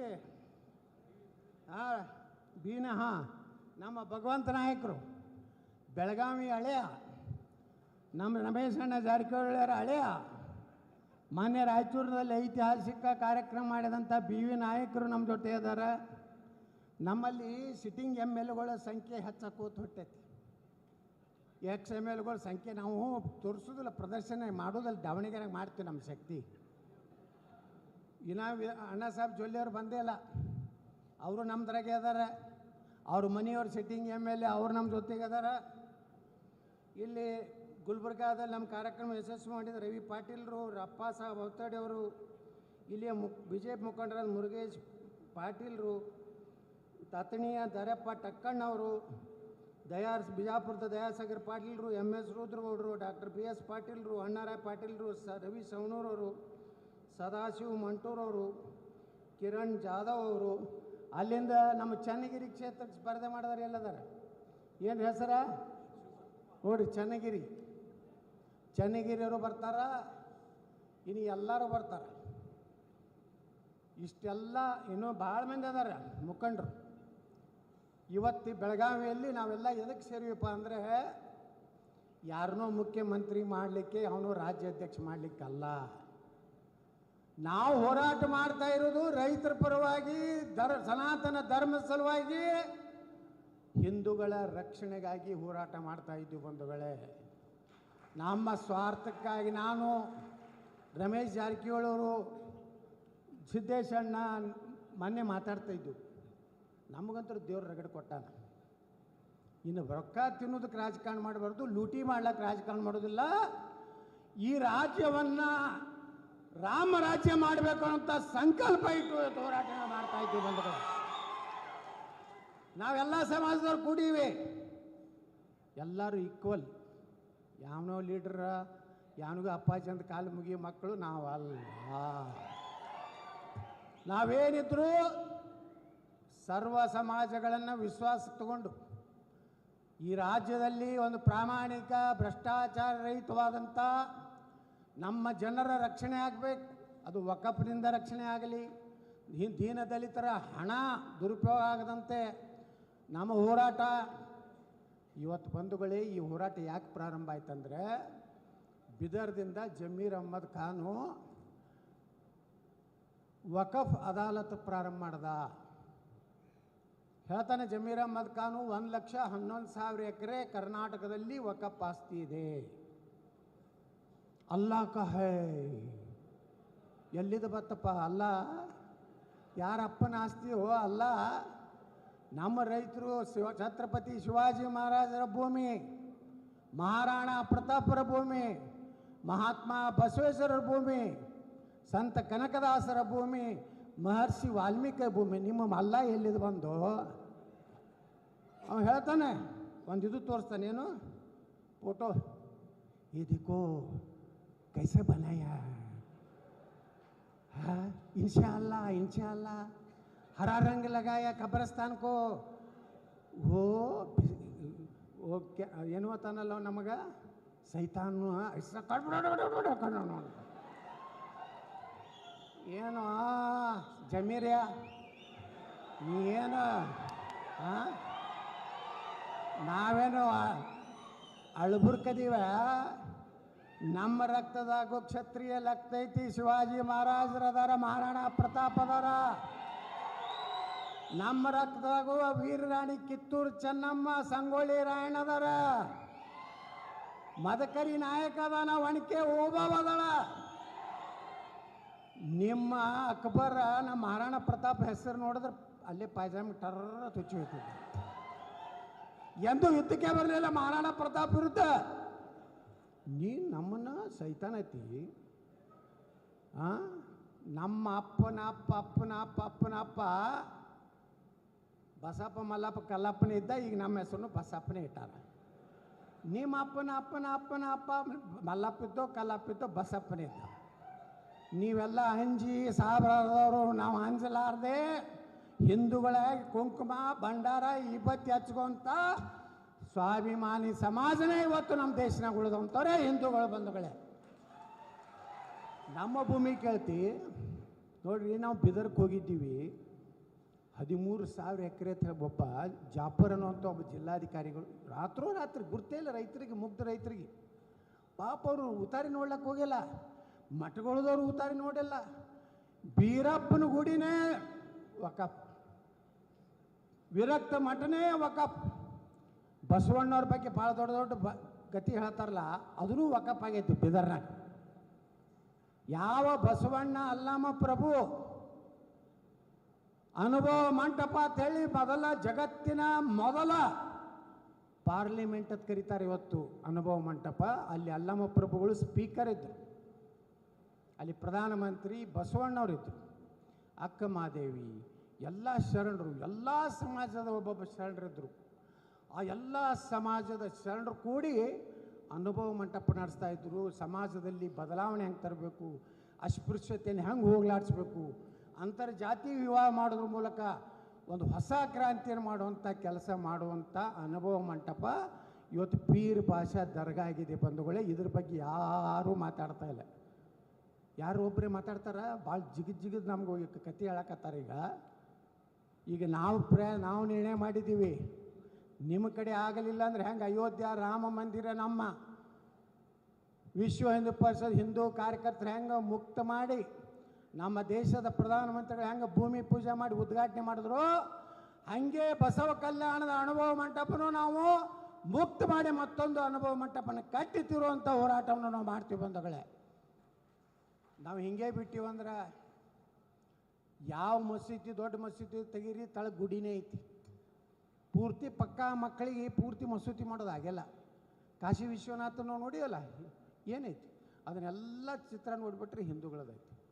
ಈಗ ದೇವಸ್ಥಾನ ಬಿಟ್ಟಾರವರು ಈ ದೇಶದ ರೈತರ ಭೂಮಿನೇ ಕಬಳಿಸಕ್ಕೆ ಪ್ರಯತ್ನ ಮಾಡ್ತಾ ಇದ್ದಾರೆ. ದಲಿತರು ಹೇಳಿದ್ರಲ್ಲ ಅರವಿಂದ್ ಲಿಂಬಾವಳಿ ಅವರು, ಚಿಕ್ಕಬಳ್ಳಾಪುರನಾಗ ದಲಿತರು ಪಾಪ 100 ವರ್ಷದಿಂದ ಭೂಮಿ ಮಾಡ್ಕೊಂಡು ಬಂದಂಥ ಪುಣ್ಯಾತ್ಮರು, ಅವ್ರಿಗೆ ಕೊಡ್ಲಿ ಬಡಿಗೆ ತೊಗೊಂಡು ಬಂದು ನಿನ್ನೆ ಅವ್ರನ್ನ ಹೊರಗೆ ಹಾಕುವಂಥ ಪ್ರಯತ್ನ ಮಾಡ್ಯಾರ. ಅದಕ್ಕೆ ಡಾಕ್ಟರ್ ಬಾಬಾ ಸಾಹೇಬ್ ಅಂಬೇಡ್ಕರ್ ಅವ್ರು ಹೇಳ್ತಾರೆ, ಅವ್ರು ಒಂದು ಮಾತು ಹೇಳ್ತಾರೆ, ಅವ್ರು ಪುಸ್ತಕ ಬರೆದಿದ್ದಾರೆ, ಅವರೇ ಸ್ವಂತ ಬರೆದಿದ್ದಾರೆ, ದ ಪಾರ್ಟಿಷನ್ ಆಫ್ ಪಾಕಿಸ್ತಾನ ಅಂತೇಳಿ ಬಂಧುಗಳೇ. ಅದರಲ್ಲಿ ಅವ್ರು ಹೇಳ್ತಾರೆ, ಭಾರತ ಮತ್ತು ಪಾಕಿಸ್ತಾನ ಎರಡು ದ್ವಿರಾಷ್ಟ್ರ ವಿಚಾರವನ್ನು ನಾನು ವಿರೋಧ ಮಾಡ್ತೀನಿ. ಒಂದು ವೇಳೆ ಈ ನೆಹರೂನು ಪ್ರಧಾನಮಂತ್ರಿ ಆಗೋದಕ್ಕಾಗಿ, ನೆಹರು ಪ್ರಧಾನಮಂತ್ರಿ ಆಗಲಿಕ್ಕೆ ಓಟೇ ಇರಲಿಲ್ಲ. ಅವಾಗ 15 ಪ್ರಾಂತದಲ್ಲಿ 14 ಪ್ರಾಂತಗಳು ಸರ್ದಾರ್ ವಲ್ಲಭಭಾಯಿ ಪಟೇಲ್ ಪ್ರಧಾನಮಂತ್ರಿ ಆಗಬೇಕಂತೇಳಿ ಠರಾವಾಗಿತ್ತು. ಈ ಗಾಂಧಿಯ ಒತ್ತಡದಿಂದ ಅನಿವಾರ್ಯವಾಗಿ ಒಪ್ಕೊಂಡ್ರು. ಇದನ್ನು ಬಾಬಾ ಸಾಹೇಬರು ಹೇಳ್ತಾರೆ, ಭಾರತ ಪಾಕಿಸ್ತಾನ ನೀವು ಏನಾರು ಹೊಡಿದಿದ್ರೆ ಭಾರತದಲ್ಲಿರೋ ಮುಸಲ್ಮಾನರನ್ನ ಪಾಕಿಸ್ತಾನ ಕೊಟ್ಟು ಕಳಿಸಿ, ಎಲ್ಲರೂ ಒಂದು ಹುಳ ಇರಬಾರ್ದಿಲ್ಲ. ಆ ಪಾಕಿಸ್ತಾನದಲ್ಲಿರೋ ಹಿಂದೂಗಳನ್ನೆಲ್ಲ ಭಾರತಕ್ಕೆ ತೊಗೊಂಡು ಬರ್ರಿ. ಇದು ನಾ ಹೇಳಿದ್ದಲ್ಲ, ಬಾಬಾ ಸಾಹೇಬ್ ಅಂಬೇಡ್ಕರ್ ಹೇಳ್ತಾರೆ. ಅವ್ರು ಮುಂದೆ ಹೊಡೆದೇನು ಹೇಳ್ತಾರೆ, ನೀವು ಎಲ್ಲಿವರೆಗೆ ಅವ್ರನ್ನ ಇಲ್ಲಿದಿಂದ ಕಳಿಸೋದಿಲ್ಲ, ಭಾರತದಲ್ಲಿ ಶಾಂತಿ ನೆಮ್ಮದಿಯಿಂದ ಜೀವನ ಮಾಡಲಿಕ್ಕೆ ಅವರು ಬಿಡೋದಿಲ್ಲ. ದಿನಾನು ಜಗಳ ತೆಗಿತಾರೆ, ದಿನ ಕಲ್ಲು ಒಗಿತಾರೆ, ಮೆಜಾರಿಟಿ ಆದ್ರೆ ಅಂದ್ರೆ ಹಿಂದೂಗಳನ್ನ ಹೊಡೆದು ಓಡಿಸಿಬಿಡ್ತಾರೆ, ಮಠಗಳು ಬಡದು ತೋಲಕತ್ತಾರೆ. ಒಂದೊಂದು ಹಳ್ಳಿ ಒಳಗೆ 70% ಅವ್ರು ಆದ್ರಂದ್ರೆ ನಿಮ್ಮನ್ನು ಊರಿನಿಂದ ಇವತ್ತು ದಾಟಿಸ್ಬಿಡ್ಲಕತ್ತಾರೆ. ಅದಕ್ಕೇ ಬಂಧುಗಳೇ, ಅಂಬೇಡ್ಕರ್ ಅವರು ಇನ್ನೊಂದು ಮಾತು ಹೇಳ್ತಾರೆ, ಇಸ್ಲಾಮದಲ್ಲಿ ಮತ್ತೊಂದು ಧರ್ಮದವ್ರನ್ನ ಅಣ್ಣ ತಮ್ಮರತ್ ನೋಡುವಂಥದ್ದು ಅವರು ಕುರಾಣದಲ್ಲೇ ಬರೆದಿಲ್ಲ. ನೀವ್ಯಾರು ಹೇಳ್ತಿರ್ತೀರಿ? ಯಾರು ಅಂಬೇಡ್ಕರ್ ಅವಾಗ ಹೇಳ್ಯಾರ, ಆದರೆ ಯಾರು ಅಂಬೇಡ್ಕರ್ ಮಾತು ಕೇಳಿದ್ರು ಅವಾಗ? ಯಾವ ಪುಣ್ಯಾತ ಅಂಬೇಡ್ಕರ್ ಅವರು ಸಂವಿಧಾನ ಬರೆದ್ರು ಅಂತೇಳಿ ಇವತ್ತು ನಾವು ಎಲ್ಲ ಊರು ಹಳ್ಳಿಗಳಲ್ಲಿ ಅವ್ರ ಮೂರ್ತಿ ಕೂಡಿಸಿವಲ್ಲ. ಅವರು ದಿಲ್ಲಿಯಲ್ಲಿ ಅವರು ನಿಧನರಾದಾಗ ಅವರಿಗೆ 100 ಫೂಟ್ ಜಾಗ ಕೊಡಲಿಲ್ಲ ಅವ್ರ ಅಂತ್ಯಕ್ರಿಯೆ ಮಾಡಲಿಕ್ಕೆ ಇದೇ ಕಾಂಗ್ರೆಸ್ಗರು. ಇವತ್ತು ಇಲ್ಲಿ ಫೋಟೋ ಅಡ್ಕೊಂಡು ಅಡ್ಡಾಡ್ತಾರೆ ಅವ್ರು ಕಾಂಗ್ರೆಸ್ನವ್ರು, ಅಂಬೇಡ್ಕರ್ ಅಂಬೇಡ್ಕರ್ ಅಂಬೇಡ್ಕರ್ ಅಂತ. ಅದೇ ಅಂಬೇಡ್ಕರ್ ಅವ್ರಿಗೆ ಅಲ್ಲಿ ನೆಹರೂಗೊಂದು 200 ಎಕರೆ ಐತಿ, ಇಂದಿರಾ ಗಾಂಧಿಗೆ ಒಂದು 200 ಎಕರೆ, ಇವರೆಲ್ಲರದು ಕೂಡ 400-500 ಎಕರೆ ಇವರು ಬರೇ ಗೋರಿಗಳದಾವ. ಈ ದೇಶಕ್ಕೆ ಹಿಂದುಳಿದ ದಲಿತ ಸಮುದಾಯಕ್ಕೆ ನ್ಯಾಯ ಕೊಟ್ಟಂಥ ಪುಣ್ಯಾತ್ಮ ಅಂಬೇಡ್ಕರ್ಗೆ ದಿಲ್ಲಿಯಲ್ಲಿ ಜಾಗ ಸಿಗಲಿಲ್ಲ ಬಂಧುಗಳೇ. ಅವರಿಗೆ ಅವರ ಪಾರ್ಥಿವ ಶರೀರ ಒಯ್ಯಲಿಕ್ಕೆ ವಿಮಾನ ಸಹಿತ ಕೊಡಲಿಲ್ಲ ಮುಂಬೈಗೆ. ಅಂಬೇಡ್ಕರ್ ಅವ್ರದ್ದು ಸ್ವಂತ ಕಾರ್ ಇತ್ತು, ಆ ಕಾರು ಮಾರಿ ಏರ್ ಇಂಡಿಯಾಕ್ಕೆ ರೊಕ್ಕ ತುಂಬಿ ಅಂಬೇಡ್ಕರ್ ಅವರನ್ನು ಮುಂಬೈ ಚೌಪಾಟಿಯಲ್ಲಿ ತಂದು ಅಂತ್ಯಕ್ರಿಯೆ ಮಾಡ್ತಾರೆ. ಯಾವ ಬಾಬಾ ಸಾಹೇಬ್ ಅಂಬೇಡ್ಕರ್ ನೇರವಾಗಿ ದೇಶದಲ್ಲಿ ಮಹಿಳೆಯರಿಗೆ ಸಮಾನತೆ ಕೊಟ್ಟಂಥವ್ರು, ಹಿಂದುಳಿದ ದಲಿತ ಜನಾಂಗಕ್ಕೆ ನ್ಯಾಯ ಕೊಟ್ಟಂಥ ಪುಣ್ಯಾತ್ಮನಿಗೆ ಇವರು ಎಂದೂ ಅವ್ರಿಗೆ ಭಾರತ ರತ್ನ ಕೊಡಲಿಲ್ಲ. ನೆಹರು ತಾನೇ ತಗೊಂಡ ಭಾರತ ರತ್ನ, ಇಂದಿರಾ ಗಾಂಧಿ ತಾನೇ ತಗೊಂಡಳು, ರಾಜೀವ್ ಗಾಂಧಿ ತಾನೇ ತಗೊಂಡ. ಯಾವಾಗ ಭಾರತ ರತ್ನ ಕೊಟ್ಟಂಥದ್ದು ನಮ್ಮ ವಾಜಪೇಯಿ ಅದ್ವಾನಿಯವರು. ಏನು ಮೊರಾರ್ಜಿ ಭಾಯಿ ದೇಸಾಯಿ ಸರ್ಕಾರ ಬಂದ ಮೇಲೆ ಬಾಬಾ ಸಾಹೇಬ್ ಅಂಬೇಡ್ಕರ್ ಭಾರತ ರತ್ನ ಸಿಕ್ಕಿದ್ದು ನಮ್ಮ ಕಾಲದಲ್ಲೇ ಇತ್ತು. ನಾವು ಹೆಮ್ಮೆಯಿಂದ ಹೇಳ್ತಾ ಇದ್ದೀವಿ ಬಂಧುಗಳೇ. ಇವತ್ತು ನರೇಂದ್ರ ಮೋದಿಯವರು ಅಂಬೇಡ್ಕರ್ ಅವರು ಹುಟ್ಟಿದ ಮನೆ, ಅಂಬೇಡ್ಕರ್ ಏನು ಲಂಡನ್ದಲ್ಲಿ ಕಲಿತಂಥ ಅವರ ಕೋಣೆ, ಅಂಬೇಡ್ಕರ್ ಅವರ ಅಂತ್ಯಕ್ರಿಯೆ ಆದಂಥ ಜಾಗ, ಅಂಬೇಡ್ಕರ್ ಅವರು ತಮ್ಮ ಕೊನೆಯ ಉಸಿರೆಳೆದಂಥ ದಿಲ್ಲಿಯ ಮನೆ, ನೀವೆಲ್ಲ ಒಂದು ನೋಡಿ ಬರಬೇಕು. ಅಂಬೇಡ್ಕರ್ ಅವರು ಏನು ಸತ್ಯ ಹೇಳ್ಯಾರ ನಾ ಹೇಳ್ದೆ ವಿಧಾನಸಭೆಯಲ್ಲಿ. ಅಂಬೇಡ್ಕರ್ ಒಬ್ಬ ತ್ರಿಕಾಲಜ್ಞಾನಿ ಇದ್ದರು, ಸಾವಿರಾರು ವರ್ಷಗಳ ಹಿಂದಿನ ದೌರ್ಜನ್ಯ ಬಗ್ಗೆ ಹೇಳ್ತಿದ್ರು. ಇವತ್ತು ಕಾಂಗ್ರೆಸ್ ಅಂದ್ರೆ ಏನು ಹೇಳಿದಾರೆ ಅವರು, ಅಂಬೇಡ್ಕರ್ ಒಂದು ಬುಕ್ನಲ್ಲಿ ಕಾಂಗ್ರೆಸ್ ಒಂದು ಸುಡುವ ಮನೆ. ದಲಿತರು ಯಾರೂ ನೀವು ಕಾಂಗ್ರೆಸ್ಸಿಗೆ ಎಂದೂ ಹೋಗಬೇಡ್ರಿ, ಅದು ಯಾವ ಕಾಲಕ್ಕೂ ದಲಿತರಿಗೆ ಉದ್ಧಾರ ಮಾಡುವಂಥದ್ದಲ್ಲ ಅಂತೇಳಿ ಬಾಬಾ ಸಾಹೇಬ್ ಅಂಬೇಡ್ಕರ್ ಹೇಳಿದ್ರು. ಆದರೆ ಇವತ್ತು ಅಂಬೇಡ್ಕರ್ ಅವರ ಸಂವಿಧಾನದಲ್ಲಿ ಬಂಧುಗಳೇ ವಕಫತ್ ಎಲ್ಲಿಯೂ ಬರೆದಿಲ್ಲ. ನಮ್ಮ ದೇಶದ ಪ್ರಧಾನಮಂತ್ರಿ ಮೊನ್ನೆ ಹೇಳಿದ್ರು, ಭಾರತದ ಸಂವಿಧಾನ ಡಾಕ್ಟರ್ ಬಾಬಾ ಸಾಹೇಬ್ ಅಂಬೇಡ್ಕರ್ ಅವರ ಸಂವಿಧಾನದಲ್ಲಿ ವಕಫ್ ಇಲ್ಲ. ಯಾವ ಅಂಬೇಡ್ಕರ್ ಅವರ ಸಂವಿಧಾನದಲ್ಲಿ ವಕಫ್ ಇಲ್ಲ ಅಂದಮೇಲೆ ಅದನ್ನು ಕಿತ್ತಿ ಹಾಕುವಂಥ ಎಲ್ಲ ಕೆಲಸವನ್ನು ನನ್ನ ಸರ್ಕಾರ ಮಾಡ್ತಿತ್ತು ಅನ್ನೋಂಥ ಭರವಸೆ ದೇಶದ ಜನರು ಕೊಟ್ಟಿದ್ದಾರೆ. ಬಂಧುಗಳೇ, ಇವತ್ತು ರೈತರು ಏನು ಮಾಡ್ಬೇಕ್ರಿ? ಅದ್ರ ಮ್ಯಾಗನೇ ಜೀವನ ಮಾಡ್ಲಕತ್ತಾರ, ಅವ್ರ ಕುಟುಂಬ ನಡೆದದ. ಒಮ್ಮೆ ಬಂದು ವಕಫ್ ನೋಟಿಸ್ ಕೊಡ್ತಾರೆ. ಮೊನ್ನೆ ರಾಯಚೂರಿನಲ್ಲಿ ರೈಲ್ವೆ ಸಲುವಾಗಿ 150 ಎಕರೆ ಅಕ್ವಿಸಿಷನ್ ಮಾಡ್ಯಾರ. ಪಾಪ ರೈತರು ಕೊಟ್ಟಾರ. ಆ ರೈತರಿಗೆ ಪರಿಹಾರ ಬಂದು ಲ್ಯಾಂಡ್ ಅಕ್ವಿಸಿಷನ್ ಆಫೀಸರ್ ಬಲ್ಲಿ ರೊಕ್ಕ ಬಂದು ಬಿದ್ದದ. ಅವರಿಗೆ ನೋಟಿಸ್ ಕೊಡ್ತಾರೆ ವಕಫ್ದವರು, ಇದು ಅವರ ರೈತರ ಜಮೀನಲ್ಲ, ಇದು ವಕಫ್ ಜಮೀನು, ಈ ಹಣ ನಮಗೆ ಕೊಡಬೇಕು ಅಂತ ಹೇಳಿ ನೋಟಿಸ್ ಕೊಟ್ಟಾರೆ.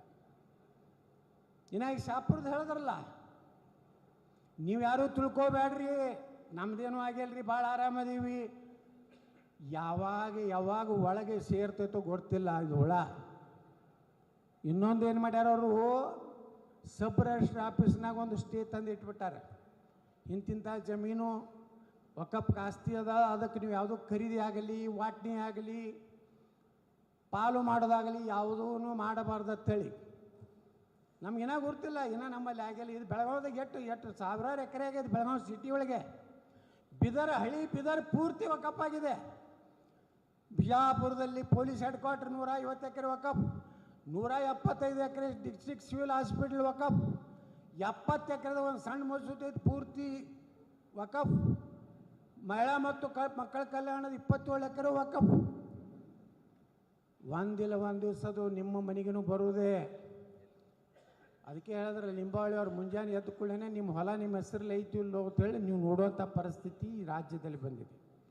ನಾವು ಹೋರಾಟ ಮಾಡಿದಾಗ ನಮ್ಮ ಜಾಯಿಂಟ್ ಪಾರ್ಲಿಮೆಂಟ್ರಿ ಕಮಿಟಿ ಅವರು ಅಧ್ಯಕ್ಷರು ಜಗದಂಬಿಕಾ ಪಾಲ್ರು ಬಂದಾಗ ಹೇಳಿದ್ರು, ಲೋಕಸಭೆಯಲ್ಲಿ ಇವತ್ತೇನು ಬಿಲ್ ಇಂಟ್ರೊಡ್ಯೂಸ್ ಆಗಿದೆ ಹೋದ ಅಧಿವೇಶನದಲ್ಲಿ, ಅವಾಗ 9,50,000 ಎಕರೆ ಅಂತ ಹೇಳ್ತಾ ಇದ್ರು. ಈಗ ನಮ್ಮ ಕಮಿಟಿಗೆ ಬಂದಂಥ ವಕಫ್ದವರು ಲೆಕ್ಕ ಕೊಟ್ಟಿದ್ದು ಎಷ್ಟು ಗೊತ್ತೈತೇನೋ, 38 ಲಕ್ಷ ಎಕರೆ ಭಾರತದಲ್ಲಿ ನಮ್ಮ ಭೂಮಿ ಅಂತೇಳಿ ಹೇಳ್ತಾ ಇದ್ದಾರೆ. ಪಾಕಿಸ್ತಾನ 9.5 ಲಕ್ಷ ಎಕರೆ ಪ್ರದೇಶ, 38 ಲಕ್ಷ ಎಕರೆ ಅಂದರೆ ಎಷ್ಟು ಪಾಕಿಸ್ತಾನ ಆಗ್ತಾವು? ಎಷ್ಟಾಗ್ತಾವು ವಿಚಾರ ಮಾಡಿರಿ. 4 ಪಾಕಿಸ್ತಾನ ಆಗ್ತಾವೆ. ನೀವು ಹೆಂಗೆ ಸುಮ್ಕೂತ್ರಿ? ನನಗೆ ಸಂಬಂಧ ಇಲ್ಲ, ನಾವು ಬರೀ ಜಾತಿ ಜಾತಿ ಜಾತಿ. ನಮ್ಮ ಪ್ರತಾಪ್ ಸಿಂಗ್ ಹೇಳಿದ್ರಲ್ಲ, ನಾವು ಇನ್ನು ಮ್ಯಾಗ ಒಡೆದು ಹೋದರೆ ಬಟ್ಟೆಗೆ ತೋ ಕಟೆಂಗೆ. ನಾವು ಒಂದಾಗಲಿಲ್ಲ, ಜಾತಿ ಜಾತಿ ವ್ಯವಸ್ಥೆಗಳು ಬಡದಾಡ್ಕೊತ ಹೋದೀವಿ ಅಂದರೆ ಹಿಂದೂಗಳಿಗೆ ಭವಿಷ್ಯ ಎಲ್ಲ ಬಂಧುಗಳಿಗೆ ದೇಶನಾಗ. ಮಮತಾ ಬ್ಯಾನರ್ಜಿ ಅದೊಂದು ರಾಕ್ಷಸ. ಅದು ಏನು ಮಾತಾಡ್ತಿತ್ತು, ಏನು ಜಿಗಿತಿತ್ತು, ಯಾಕಡೆ ಹಾರ್ತಿತ್ತು.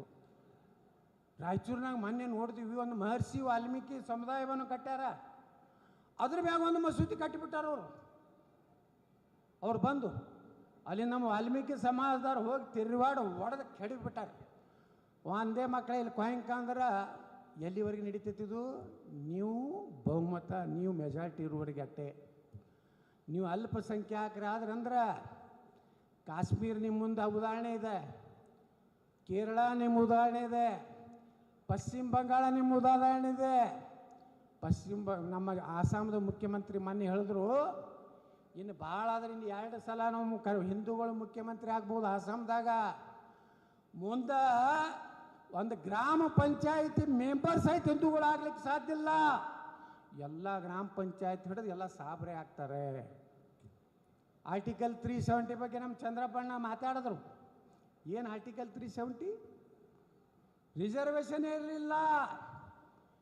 FC ST ಹಿಂದುಳಿದವರು ಮಹಿಳೆ ಯಾವ ರಿಸರ್ವೇಷನೂ ಇರಲಿಲ್ಲ, ನೌಕರಿಗೂ ಇರಲಿಲ್ಲ, ಪಂಚಾಯತ್ ಹಿಡಿದು MP ತನೂ ಇರಲಿಲ್ಲ. ಅಲ್ಲಿ ನೀವು ಹೋಗಿ ಭೂಮಿ ತೊಗೊಳಕ್ಕೆ ಬರ್ತಿದ್ದಿಲ್ಲ. ಅವರು ಬಂದು ನಿಮ್ಮ ಭೂಮಿ ತೊಗೋಬೋದು. ಅಲ್ಲಿ ಹೆಣ್ಣು ನೀವು ಆಗ್ಲಕ್ಕೆ ಬರ್ತಿದ್ದಿಲ್ಲ. ಅಲ್ಲಿ ಹೆಣ್ಣು ಆಗ್ಲಕ್ಕೆ ಅವ್ರಿಗೆ ಅಧಿಕಾರ ಇಲ್ಲ. ಅವರು ಇಲ್ಲಿ ಬಂದು ಹೆಣ್ಣು ಆಗ್ಬೋದು. ಅವ್ರ ದೇಶನಾಗ ಆ ರಾಜ್ಯದಾಗ 2 ಸಂವಿಧಾನ,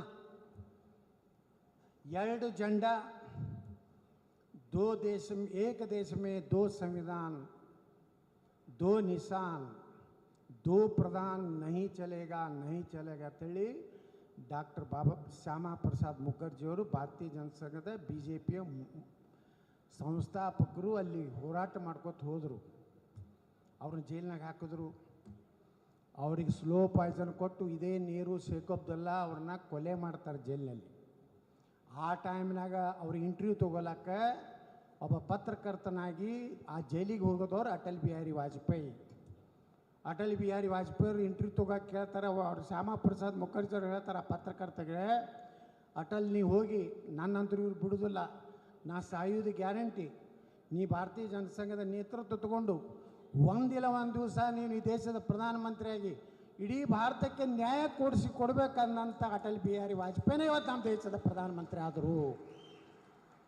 ನಾವೆಲ್ಲ ಹೋರಾಟ ಮಾಡ್ತಾ ಇರೋದು ಸ್ವಾರ್ಥಕ್ಕಾಗಲ್ಲ. ಯಾವನೂ ಅಧ್ಯಕ್ಷನ ಉಳಿಸ್ಲಿಕ್ಕೆ, ಮುಖ್ಯಮಂತ್ರಿ ಮಾಡ್ಲಿಕ್ಕೆ ನಾವು ಮಾಡ್ತಾ ಇರಲ್ಲ. ನಾವು ನಿಮ್ಮ ಸಲುವಾಗಿ ಹೋರಾಟ ಮಾಡ್ತಾಯಿದ್ವಿ. ನಾವು ಯಾರು ಏನು ಬೇಕಾದಷ್ಟು ಪತ್ರಿಕಾಗೋಷ್ಠಿ ನಿಂತು ಹೊಯ್ಕೊಂಡ್ರು ನಾವು ಉತ್ತರ ಕೊಡುವುದಿಲ್ಲ. ಬೇಕಾದಟ್ಟು ಹೊಯ್ಕೊಳಕ್ಕೆ ನಿಮ್ಗೆ ಪರ್ಮಿಷನ್ ಐತಿ, ನೀವು ಹೊಡೆಯಂಗೆ ಹೊಡೀರಿ. ನಾವು ರೈತರ ಪರವಾಗಿ, ಸನಾತನ ಹಿಂದೂ ಧರ್ಮ ಸಲುವಾಗಿ, ನಿಮ್ಮ ಸಲುವಾಗಿ, ನಮ್ಮ ಪ್ರಾಣ ಹೋದ್ರ ಪರ ಇಲ್ಲ, ನಾವು ನಿಮ್ಮ ಜೋಡ ಇರ್ತೀವಿ. ನಮಗೇನು ಸ್ವಾರ್ಥ ಇಲ್ರಿ. ಅಡ್ಜಸ್ಟ್ಮೆಂಟ್ ಆಗಿವ ಅಂತ ಹೇಳ್ತಾರೆ. ಯಾರ ಜೋಡ ಅಡ್ಜಸ್ಟ್ಮೆಂಟ್ ಆಗಿವ್ ನಾವು? ನಾನು ಸಕ್ರೆ ಕಾರ್ಖಾನೆ ಇವತ್ತು ಬಂದ್ ಮಾಡಿಸ್ಯಾರ. 850 ಕೋಟಿ ರೂಪಾಯಿ ಇಂಥ ಇಡೀ ಕರ್ನಾಟಕದಾಗ ಅತ್ಯಂತ ಹಿಂದುಳಿದ ಭಾಗ ವೀರೇಂದ್ರ ಪಾಟೀಲ್ ಕ್ಷೇತ್ರದಾಗ ಅಲ್ಲಿ ಶಿಶುಗಳ ಮಾರಾಟ ಮಾಡುವಂಥ ಒಂದು ತಾಲೂಕದಾಗ ನಾವು ಒಂದು ಸಕ್ರೆ ಕಾರ್ಖಾನೆ ಮಾಡೀನಿ. ಇದೇ ಪ್ರಕಾಶ್ ಖಂಡ್ರೆ, ಇದೇ ಶಿವಾನಂದ ಪಾಟೀಲ, ಇದೇ DK ಶಿವಕುಮಾರು ಖರ್ಗೆ ಕೂಡಿ ಬಂದ್ ಮಾಡಿ ಹೈಕೋರ್ಟ್ ಆರ್ಡರ್ ಕೊಟ್ಟರು. ಸುಪ್ರೀಂ ಕೋರ್ಟಿಗೆ ಹೋಗಿ ಇವತ್ತು ರಾತ್ರಿ ಮತ್ತೆ ಓಡಿ ಹೊಂಟೀನಿ. ನಾಳೆ ನಾಡ್ದ ನಂದು ಕೇಸ್ ಬರ್ಲಕತ್ತೈತೆ. 42 ಕೇಸುಗಳು ಹಾಕ್ಯಾರ ಇಲ್ಲಿ ತನ. ಅಡ್ಜಸ್ಟ್ಮೆಂಟಾ ಇದು? ನಾವೇನು ತಪ್ಪು ಮಾಡೀವ್ರಿ? ನಾವೇನು ಮಂತ್ರಿನೇ ಬೇಡಲ್ಲ,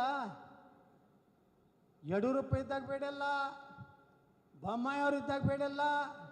ನಾ ಬೇಡಿದ್ದು ನೀರಾವರಿಗೆ ರೊಕ್ಕ ಕೊಡ್ರಿ, ನಮ್ಮ ಕ್ಷೇತ್ರದ ಅಭಿವೃದ್ಧಿ ರೊಕ್ಕ ಕೊಡ್ರಿ, ನಮ್ಮ ಸಮುದಾಯಗಳಿಗೆ ಪಂಚಮಸಾಲಿ ಸಮುದಾಯ, ಆದಿ ಬಣಿಜರು. ಇವತ್ತು ವಾಲ್ಮೀಕಿ ಸಮಾಜಕ್ಕೆ 3% ಇದ್ದಿದ್ದು 7% ಆಗಲತ್ತ. ನಾನು ವಿಧಾನಸಭೆಯಲ್ಲಿ ಮಾತಾಡ್ದವ. ಹಾಲ ಮತಕ್ಕೆ STಯಲ್ಲಿ ಸೇರಿಸ್ರಿ ಅಂತೇಳಿ ನಾ ಮಾತಾಡ್ದವ ಇದೇ ಬೆಳಗಾವಿ ಸುವರ್ಣಸೌಧದಲ್ಲಿ. ನಮ್ಮ ಸಮುದಾಯ ಕೇಳೀನಿ, ದಲಿತರಿಗೆ ಮೀಸಲಾತಿ ಹೆಚ್ಚು ಮಾಡಿ, ಈ ದೇಶದ ಮೂಲ ನಿವಾಸಿಗಳ ಹೋರಾಟ ಮಾಡಿ ನಮ್ಮ ಸಮಾಜನೂ ಬರ್ತಾನೆ ಐತೆ ನಾ ಕೇಳೀನಿ. ಬಂಧುಗಳೇ, ಮಂತ್ರಿಗಾಗಿ ಯಾರ್ದು ನಾ ಕಾಲು ಹಿಡ್ದಲ್ಲ, ಕೈ ಹಿಡ್ದಲ್ಲ. ಇವತ್ತು ನನ್ನ ಮೇಲೆ ಆಪಾದನೆ ಮಾಡ್ತಾರೆ ನಾ ಕಾಂಗ್ರೆಸ್ಸಿನ ಏಜೆಂಟ್ ಅಂತೇಳಿ. ನಾ ಇನ್ನಾತನ ಸಿದ್ದರಾಮಯ್ಯ ಬಳಿ ಒಂದು ದಿವಸ ಹೋಗಿಲ್ಲ, DK ಶಿವಕುಮಾರ್ ಬಳಿ ಹೋಗಿಲ್ಲ. ನಮ್ಮ ಮೇಲೆ ರಮೇಶ್ ಜಾರಕಿಹೊಳಿ ಅವ್ರ ಮೇಲೆ ಎಷ್ಟು ದೌರ್ಜನ್ಯ ಈ ಸರ್ಕಾರ ಮಾಡ್ಲಕ್ಕತ್ತೈತಿ, ಎಷ್ಟು ಬ್ಲ್ಯಾಕ್ ಮೇಲ್ ಮಾಡಿದ್ರು ಸಹಿತ ತಲೆ ಬಗ್ಗೆ ಎಂದೂ ಮಾತಾಡಿಲ್ಲ. ನಾನು ಬರೀ ವಿಧಾನಸೌಧದಾಗ DK ಶಿವಕುಮಾರು ಯತ್ನಾಳ್ ಅಂದಿದ್ದಕ್ಕೆ ಅವ್ನಿಗೆ ಹೇಳಿದೆ, ನೀ ಬಂಡಿ ಎಲ್ಲಿರಬೇಕು, ನಿನ್ನ ಕಲ್ಲ ಹಿಂಗೆ ಹೊಡೆದ್ರೆ ಹಿಂಗೆ ಹೊಡಿತೈತಿ, ಹಿಂಗೆ ಹೊಡೆದ್ರೆ ಹಿಂಗೆ ಹೊಡಿತೈತಿ. ನಮ್ಮ ಕಡೆ ಕಲ್ಲ ಐತಿ. ಅಂದ್ರೆ ಯಾಕೆ ಕೊಲೆ ಮಗನೇನೆ ಅಂತ ಹೇಳಿ ಬಂದೆ. ನಾವು ಉತ್ತರ ಕರ್ನಾಟಕದವ್ರದೇ ಹೇಳ್ತಾರೆ. ನಾವು ರಮೇಶ್ ಜಾರಕಿಹೊಳಿ ಯಾವ ಮಕ್ಕಳಿಗೂ ಅಂಜೋದಿಲ್ಲ. ನಾವು ನಿಮ್ಮೆಲ್ಲರ ಆಶೀರ್ವಾದದಿಂದ ನಾವು ಲೀಡರ್ ಆಗಿವಿ. ನಮ್ಮ ಅಪ್ಪ ಮುತ್ಯ ಏನೋ ಮುಖ್ಯಮಂತ್ರಿ ಪ್ರಧಾನಮಂತ್ರಿ ಇದ್ರತ್ತ MLA ಆದವರಲ್ಲ. ನಾವು ಒಂದು ಸಣ್ಣ ಹಳ್ಳಿದಿಂದ ಬಂದವರು. ಒಂದು ಮಡ್ಡಿ ಜಮೀನು ನಮ್ದು ಯತ್ನಾಳ್. ಅವ್ರ ತಂದೆ ತಾಯಿ ರಮೇಶ್ ಜಾರಕಿಹೊಳಿ ಅವ್ರ ತಂದೆ ತಾಯಿನ ಭಾಳ ಕಷ್ಟದಿಂದ ಜೀವನ ಮಾಡಿದವ್ರು. ಇಲ್ಲಿ ಕೂತವ್ರು ಯಾರು ಅವರು ಎಲ್ಲ ನಮ್ಮ GM ಸಿದ್ದೇಶ್ವರ ತಂದೆಯವರಾದರೂ ನನ್ನ ಜೊತೆ MP ಇದ್ದರು. ನಾ ಮಂತ್ರಿ ಇದ್ದಾಗ ದೇವರಿದ್ದಂಗೆ ಮನುಷ್ಯ. ಈ BJPಗೆ ಕಾರ್ ಇಲ್ಲಾರ್ದಾಗ ಕಾರ್ ಕೊಟ್ಟಂಥವ್ರು, ಫೈನಾನ್ಸ್ ಮಾಡೋದಂಥವ್ರು. ಅಲ್ಲಿ ಬಂಗಾರಪ್ಪನ ಮಗ ಅದಾರ. ಹಿಂದುಳಿದ ಸಮಾಜ ಸಲುವಾಗಿ ಬಂಗಾರಪ್ಪನವ್ರ ಕೊಡುಗೆ ಇಡೀ ರಾಜ್ಯದಲ್ಲಿ ಹೋದ ಜನ ಖುಷಿ ಪಡ್ತಾರೆ. ಅಲ್ಲಿ BV ನಾಯಕರು ಅದಾರ. ಅಂತ ದೇವ್ರಂಥ ಮನುಷ್ಯರಿಗೆ ಈ ಸಲ ರಾಯಚೂರು ಟಿಕೆಟ್ ಕೊಟ್ಟಿದ್ದು 2-3 ಲಕ್ಷ ಲೀಡ್ಲಿ ಬರ್ತಿದ್ರು. ಅವ್ರು ಕುತ್ತಿಗೆ ಕೊಯ್ದ್ರಿ. ಸುಮ್ಮನೆ ಎಲ್ಲ ಅಡ್ಜಸ್ಟ್ ಮಾಡಿ ಇಂಥ ಒಳ್ಳೆಯ ನಾಯಕರಿಗೆ ಚಂದ್ರಪ್ಪಣ್ಣ ಅವ್ರು ಇಡೀ ಚಿತ್ರದುರ್ಗದಲ್ಲಿ ಸತತ ಆರಿಸ್ಬಿಡುವಂಥ ಒಬ್ಬ ಬೋಯಿ ಸಮಾಜದ ದಲಿತ ಸಮಾಜದ ಒಬ್ಬ ಶಾಸಕರು. ನನ್ನ ಜೊತೆಗೇ ಅವ್ರು MLA ಇದ್ದರು, ನಮ್ಮ ಕಮಿಟಿ ಚೇರ್ಮನ್ ಇದ್ದರು. ನಮ್ಮ ಸರ್ಕಾರ ಬರಲಿ, ಯಡಿಯೂರಪ್ಪನವ್ರು ಮುಖ್ಯಮಂತ್ರಿ ಆಗ್ಲತ್ತೇಳಿ ರಮೇಶ್ ಜಾರಕಿಹೊಳಿ ಮಾತು ಕೇಳಿ ನಮ್ಮ ಶ್ರೀಮಂತ ಪಾಟೀಲ್ರು, ಮಹೇಶಣ್ಣ ಕುಮಟಳ್ಳಿ ಅವರು ಇವರೆಲ್ಲರೂ ಪಾರ್ಟಿ ಬಿಟ್ಟು ಬಂದು ಮುಖ್ಯಮಂತ್ರಿ ಮಾಡಿದ್ರಪ್ಪ. ಅಣ್ಣ ನೀ ಎಲ್ಲಿ ಹಾರಾಡ್ತಿದ್ರಿ, ಯಾರು ಹಾರಾಡ್ತಿದ್ರಿ? ಅವರೆಲ್ಲ ರಮೇಶ್ ಜಾರಕಿಹೊಳಿ ಅವ್ರು ಬಂದ್ರೆ ಅಂತ ಸರ್ಕಾರ ಆಯಿತು. ನಾವು ಎಲ್ಲ ಎಷ್ಟು ಅನುಕೂಲ ಆಯ್ತು ಗುರ್ತೈತೆ ನಮ್ಗೆ. ನಾ ಇಡೀ ಬಿಜಾಪುರ, ಇಡೀ ಹಿಂದೂಸ್ತಾನ್ದಾಗ 3ನೇ ಒಳ್ಳೆ ಗಾಳಿ ಇರುವಂಥ ನಗರ ಮಾಡ್ಲಿಕ್ಕೆ ಸಾಧ್ಯ ಆಗಿದ್ದು ರಮೇಶ್ ಜಾರಕಿಹೊಳಿ ಅವರ ಆಪ್ರೇಷನ್. ಈಗ ನಮ್ಮನ್ನ ಆಪ್ರೇಷನ್ ಮಾಡ್ತಾರತ್ತ. ನಾವು ಇಡೀ ಕರ್ನಾಟಕದಲ್ಲಿ ಏಕದಮ್ ಟಾಪ್ ಮೋಸ್ಟ್ ಡಾಕ್ಟರ್ಗಳಿದ್ದೀವಿ ನಾವು ಆಪ್ರೇಷನ್ ಮಾಡೋರು. ನಮ್ಮನ್ನ ಆಪ್ರೇಷನ್ ಮಾಡಿದ್ರೆ ನಿಮ್ದೆಲ್ಲ ಕಟ್ ಮಾಡಿ ಹೋಗಿತೀವಿ. ನಿಮ್ಮ ನರನಾಡಿ ಎಲ್ಲದೋ ನಮ್ಗೆ ಗುರ್ತದಾವು. ನಾವು ಎದಕ್ಕೆ ಸುಮ್ಕೋತೀವಿ? ನಮ್ಮ ಹೋರಾಟ ಎದಕ್ಕಿದೆ? ನಾವೆಲ್ಲ ಜನರ ಕಳ್ಕಳಿಗೆ ಹೋಗಿ ಮಾಡ್ತಾಯಿದ್ದೀವಿ ಬಂಧುಗಳೇ, ನೀವೆಲ್ಲ ತಿಳ್ಕೊರಿ. ನಾನು ಇಷ್ಟೇ ವಿನಂತಿ ಮಾಡ್ತೀನಿ, ನಾವು ಏನು ಹೋರಾಟದ ನಾಳೆ ದಿಲ್ಲಿಗೆ ಹೋಗ್ತೀವಿ, ಅಲ್ಲಿ ಮನವಿ ಕೊಡ್ತೀವಿ, ಕೊಟ್ಟು ಅಧಿವೇಶನ ನಾಳೆ ಬೆಳಗಾವಿದಾಗ ಚಾಲೂ ಆಗ್ತದೆ. ಅಲ್ಲಿ ಇದನ್ನು ವಿಚಾರವನ್ನು ನಾವು ಹೋರಾಟ ಮಾಡ್ತೀವಿ. ನಾವು ರಮೇಶ್ ಜಾರಕಿಹೊಳಿ, ಯಾರು ನಮ್ಮ ಹರೀಶ್ ಅವರು, ಚಂದ್ರಣ್ಣವ್ರು ಎಲ್ಲರೂ ಆದರೂ ಗಟ್ಟಿಯಾಗಿ ಧ್ವನಿಯಾಗಿ ಮಾತಾಡ್ತೀವಿ. ಮುಂದೆ ನಾವು ಯಾರೋ ಒಬ್ಬರು ಮಾಡ್ತಾ ಇರ್ತ ಶಕ್ತಿ ಪ್ರದರ್ಶನ ಮಾಡೋದಿಲ್ಲ. ನಿನ್ನೆ ಒಬ್ಬ ಭಾರತೀಯ ನಗರನಾಗ ಒಬ್ಬ ಮುಸ್ಲಿಂ ಮೌಲ್ವಿ ಹೇಳ್ಯಾನ, ನೀವು ಪಾರ್ಲಿಮೆಂಟ್ ಅಸೆಂಬ್ಲಿಯಾಗ ಕುಂಡಿರ್ಬೋದು, ಇಡೀ ಭಾರತದ ಸಡಕಗಳನ್ನು ನಾವು ಬಂದ್ ಮಾಡ್ತೀವಿ ಅಂತ ಹೇಳ್ತಾನವ. ಎಷ್ಟು ಸೊಕ್ಕಿರ್ಬೇಕು. ಅದಕ್ಕೆ ನಾವು ಮಾಡಿ ತೋರಿಸ್ತೀವಿ. ನೀವು ಏನಾರೇ ಅಂಥ ರ್ಯಾಲಿ ಮಾಡಿದ್ರೆ ಅಂದ್ರೆ, ನೀವು 5 ಲಕ್ಷ ಜನ ಸೇರಿಸಿದ್ರೆ ನಾವು 25 ಲಕ್ಷ ಜನ ಸೇರಿಸಿ ನಮ್ಮ ತಾಕತ್ತನ್ನು ಕರ್ನಾಟಕದಲ್ಲಿ ಹಿಂದೂಗಳು ತೋರಿಸ್ತೀವಿ ಅಂತ ಒಂದು ರ್ಯಾಲಿಯನ್ನು ನಾವು ದಾವಣಗೆರೆಯಲ್ಲಿ ಮಾಡ್ತೀವಿ. ಯಾರೂ ಮಾಡಲಿಕ್ಕಾಗಲ್ಲ ಅಂತ ಒಂದು ರ್ಯಾಲಿ ಮಾಡ್ತೀವಿ. ನಮ್ಮಲ್ಲೇನು ತಾಕತ್ತಿಲ್ಲ, ಜನರು ನಮಗೆ ಆಶೀರ್ವಾದ ಮಾಡೋದಿಲ್ಲ. ನಾವು ಸುಮ್ಮನೆ MLA MP ಆಗ್ತೀವಿ. 7-8 ಸಲ ನಮ್ಮ ಜನ ಏನು ಸುಮ್ಮ ಹೊರಗಡೆಗೆ 2 ಸಲ MP ಆರಿಸಿ ಬಂದು ನಾವು 3 ಸಲ MLA ಆಗಿನ, 1 ಸಲ MLC ಆಗಿನಿ. ಶಕ್ತಿ ನಮ್ಮ ಜೋಡ. ನಾವು ಯಾರ ವಿರುದ್ಧ ಹೋರಾಟ ಮಾಡಕತ್ತೀವಿ? ವಕಫ್ ವಿರುದ್ಧ ಹೋರಾಟ ಮಾಡಕತ್ತೀವಿ ಬಂಧುಗಳೇ. ನಾವು ದಾವಣಗೆರೆಯಲ್ಲಿ ಇನ್ನು ನೋಡ್ರಿ, ಇವಾಗ ಇನ್ನೂ 3 ತಿಂಗಳು ವಕಫದ ಕಾನೂನು ಈ ದೇಶನಾಗ ಈಗ, ಯಾಕಂದ್ರೆ ಮುಂದಿನ ಬಜೆಟ್ನಾಗ ಅದನ್ನು ಮಾಡ್ಬೇಕಂತ ನಿರ್ಣಯ ಏನೋ ಮಾಡ್ಯಾರ ಅಂತ ಹೇಳಿ ಕೇಳೋದನ್ನು. ಅಲ್ಲಿವರೆಗೆ ಈ ರಾಜ್ಯದಲ್ಲಿ ಜನಜಾಗೃತಿ ಮಾಡ್ತೀವಿ. ದಾವಣಗೆರೆಯಲ್ಲಿ ಸಮಸ್ತ ಕರ್ನಾಟಕದ ಹಿಂದೂಗಳ ಪರವಾಗಿ ನಮ್ಮ ಶಕ್ತಿ ಪ್ರದರ್ಶನವನ್ನು ನಾವು ಮಾಡ್ತೀವಿ. ಅದು ಹೆಂಗಿರ್ಬೇಕಂದ್ರೆ, ಇಡೀ ಕರ್ನಾಟಕ ಅಲ್ಲ, ದಿಲ್ಲಿ ಸಹಿತ, ಅಲ್ಲಿ ಪ್ರಧಾನಮಂತ್ರಿಗಳು ಸಹಿತ ಖುಷಿ ಪಡಬೇಕು. ಹೌದು, ಹಿಂಗೆ ಸಂಘಟನೆಯನ್ನು ಮಾಡ್ಯಾರಪ್ಪ ಅಂಥದ್ದನ್ನು.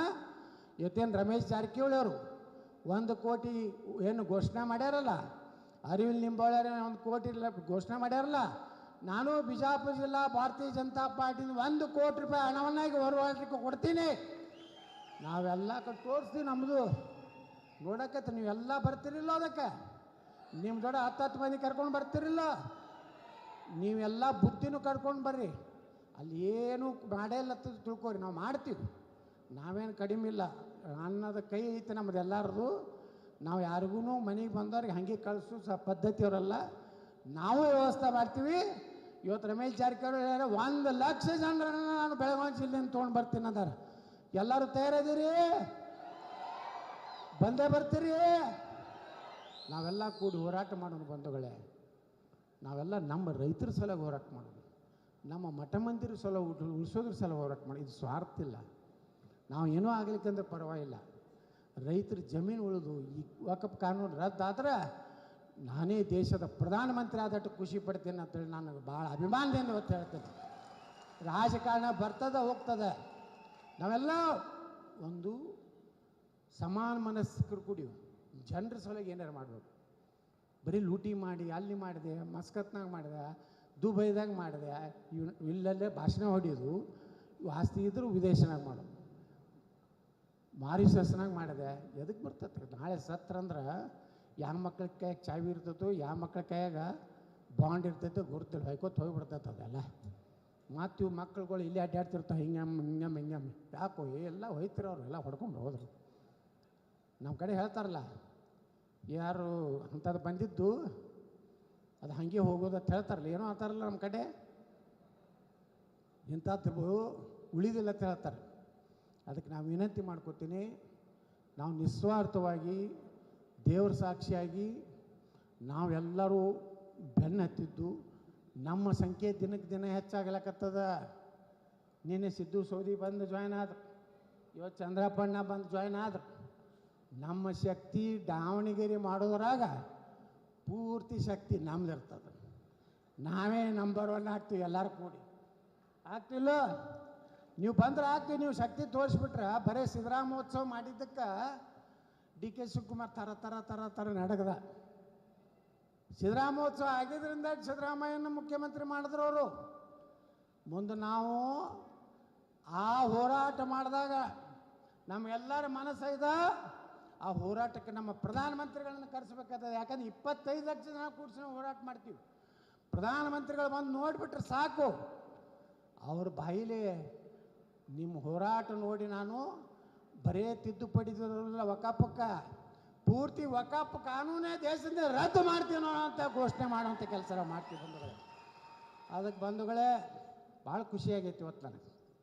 ಇವತ್ತು ಸಂಗೊಳ್ಳಿ ರಾಯಣ್ಣಗೆ ಹಾರ ಹಾಕಿದ್ದೀವಿ. ಹಾಲ ಮತ ಏನೇ ಒಳ್ಳೆಯ ಕೆಲಸ ಎಲ್ಲಿಂದ ಚಾಲೂ ಮಾಡ್ತೀವಿ ನಾವು? ಮನ್ಯಾಗ ನಿಶ್ಚಯ ಕಾರ್ಯ ಮಾಡಬೇಕಾದ್ರೆ ಕಂಬಳಿ ಇಲ್ಲಾರ್ದೆ ನಮ್ಮ ಕೆಲಸ ಆಗೋದಿಲ್ಲ. ಇವತ್ತು ಸಂಗೊಳ್ಳಿ ರಾಯಣ್ಣಗೆ ಹಾರ ಹಾಕಿದ್ದೀವಿ. ಈ ದೇಶಕ್ಕೆ ಸಂವಿಧಾನ ಕೊಟ್ಟ ಬಾಬಾ ಸಾಹೇಬರಿಗೆ ಹಾರ ಹಾಕಿದ್ದೀವಿ. ವೀರರಾಣಿ ಕಿತ್ತೂರು ಚೆನ್ನಮ್ಮನವ್ರಿಗೆ ಹಾರ ಹಾಕಿದ್ದೀವಿ. ಈಗ ಈ ರೀತಿ ಇರುವಂತಹ ಪರಿಸ್ಥಿತಿಯಲ್ಲಿ ನಾವೆಲ್ಲ ವಿಚಾರ ಮಾಡೋಣ. ನಾವು ನಿಮ್ಮ ಆಶೀರ್ವಾದದಿಂದ ಇಷ್ಟು ಸಲ ಆಚೆ ಬಂದೀವಿ. ಇನ್ನು ಮ್ಯಾಗ ನಿಮ್ಮ ಋಣ ತೀರಿಸೋ ಕೆಲಸ ಮಾಡ್ಕೊತ ಹೋಗ್ತೀವಿ. ನಾವೇನು ಅದು ಇದು ಮಾಡಿ ಹಗರಣ ಮಾಡಿ ವಾಲ್ಮೀಕಿ ರೊಕ್ಕ ತಿಂದು, ದಲಿತರ ರೊಕ್ಕ ತಿಂದು, ಎಲ್ಲಾರ್ದು ತಿಂದು ಮತ್ತು ಭಾಷಣ ಹೊಡಿದರೆ ನಾ ರೈತ ನಾಯಕ, ನಾ ಹಂಗ ಮಗ, ಹಿಂಗ ಮಗ, ಮಣ್ಣಿನ ಮಗ, ಅದರ ಮಗ, ಯಾವ ಮಗನೂ ಬೇಡ. ನಿಮ್ಮ ದಾಸಾನು ದಾಸ ಆಗಿ ನಾವು ಹೋರಾಟ ಮಾಡ್ತೀವಿ. ನೀವು ನಮ್ಗೆ ಶಕ್ತಿ ಕೊಡ್ರಿ. ನಾವೆಲ್ಲ ನೀವು ಶಕ್ತಿ ಕೊಡ್ರಿ ಅಷ್ಟೇ. ನಾವು ಎಲ್ಲಿ ಹೇಳ್ತೀವಿ ಅಲ್ಲಿ ಬರ್ರಿ.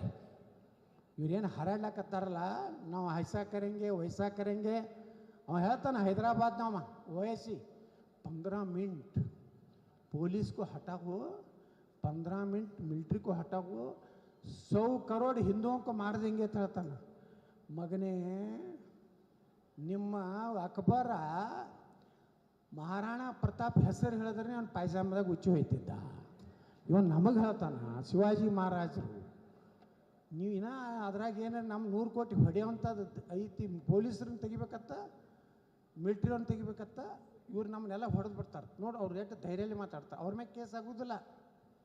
ಪಾಪ ನಿನ್ನೆ ಒಕ್ಕಲಿಗರ ಸ್ವಾಮಿಗಳು ಏನೂ ಅಂದಿಲ್ಲ. ಅವ್ರು ಏನು ಹೇಳ್ಯಾರ? ಅವರು ಪಾಕಿಸ್ತಾನದಾಗ ಹಿಂದೂಗಳಿಗೆ ವೋಟಿಂಗ್ ಪವರ್ ಇಲ್ಲ, ಇವ್ರಿಗೆ ಯಾಕೆ ಕೊಡ್ಬೇಕು? ಇಷ್ಟೆಲ್ಲ ದೇಶದ್ರೋಹಿ ಕೆಲಸ ಮಾಡ್ತಾರಂದ್ರೆ ಏನು ತಪ್ಪೈತೇನ್ರಿ ಸ್ವಾಮಿಗಳು?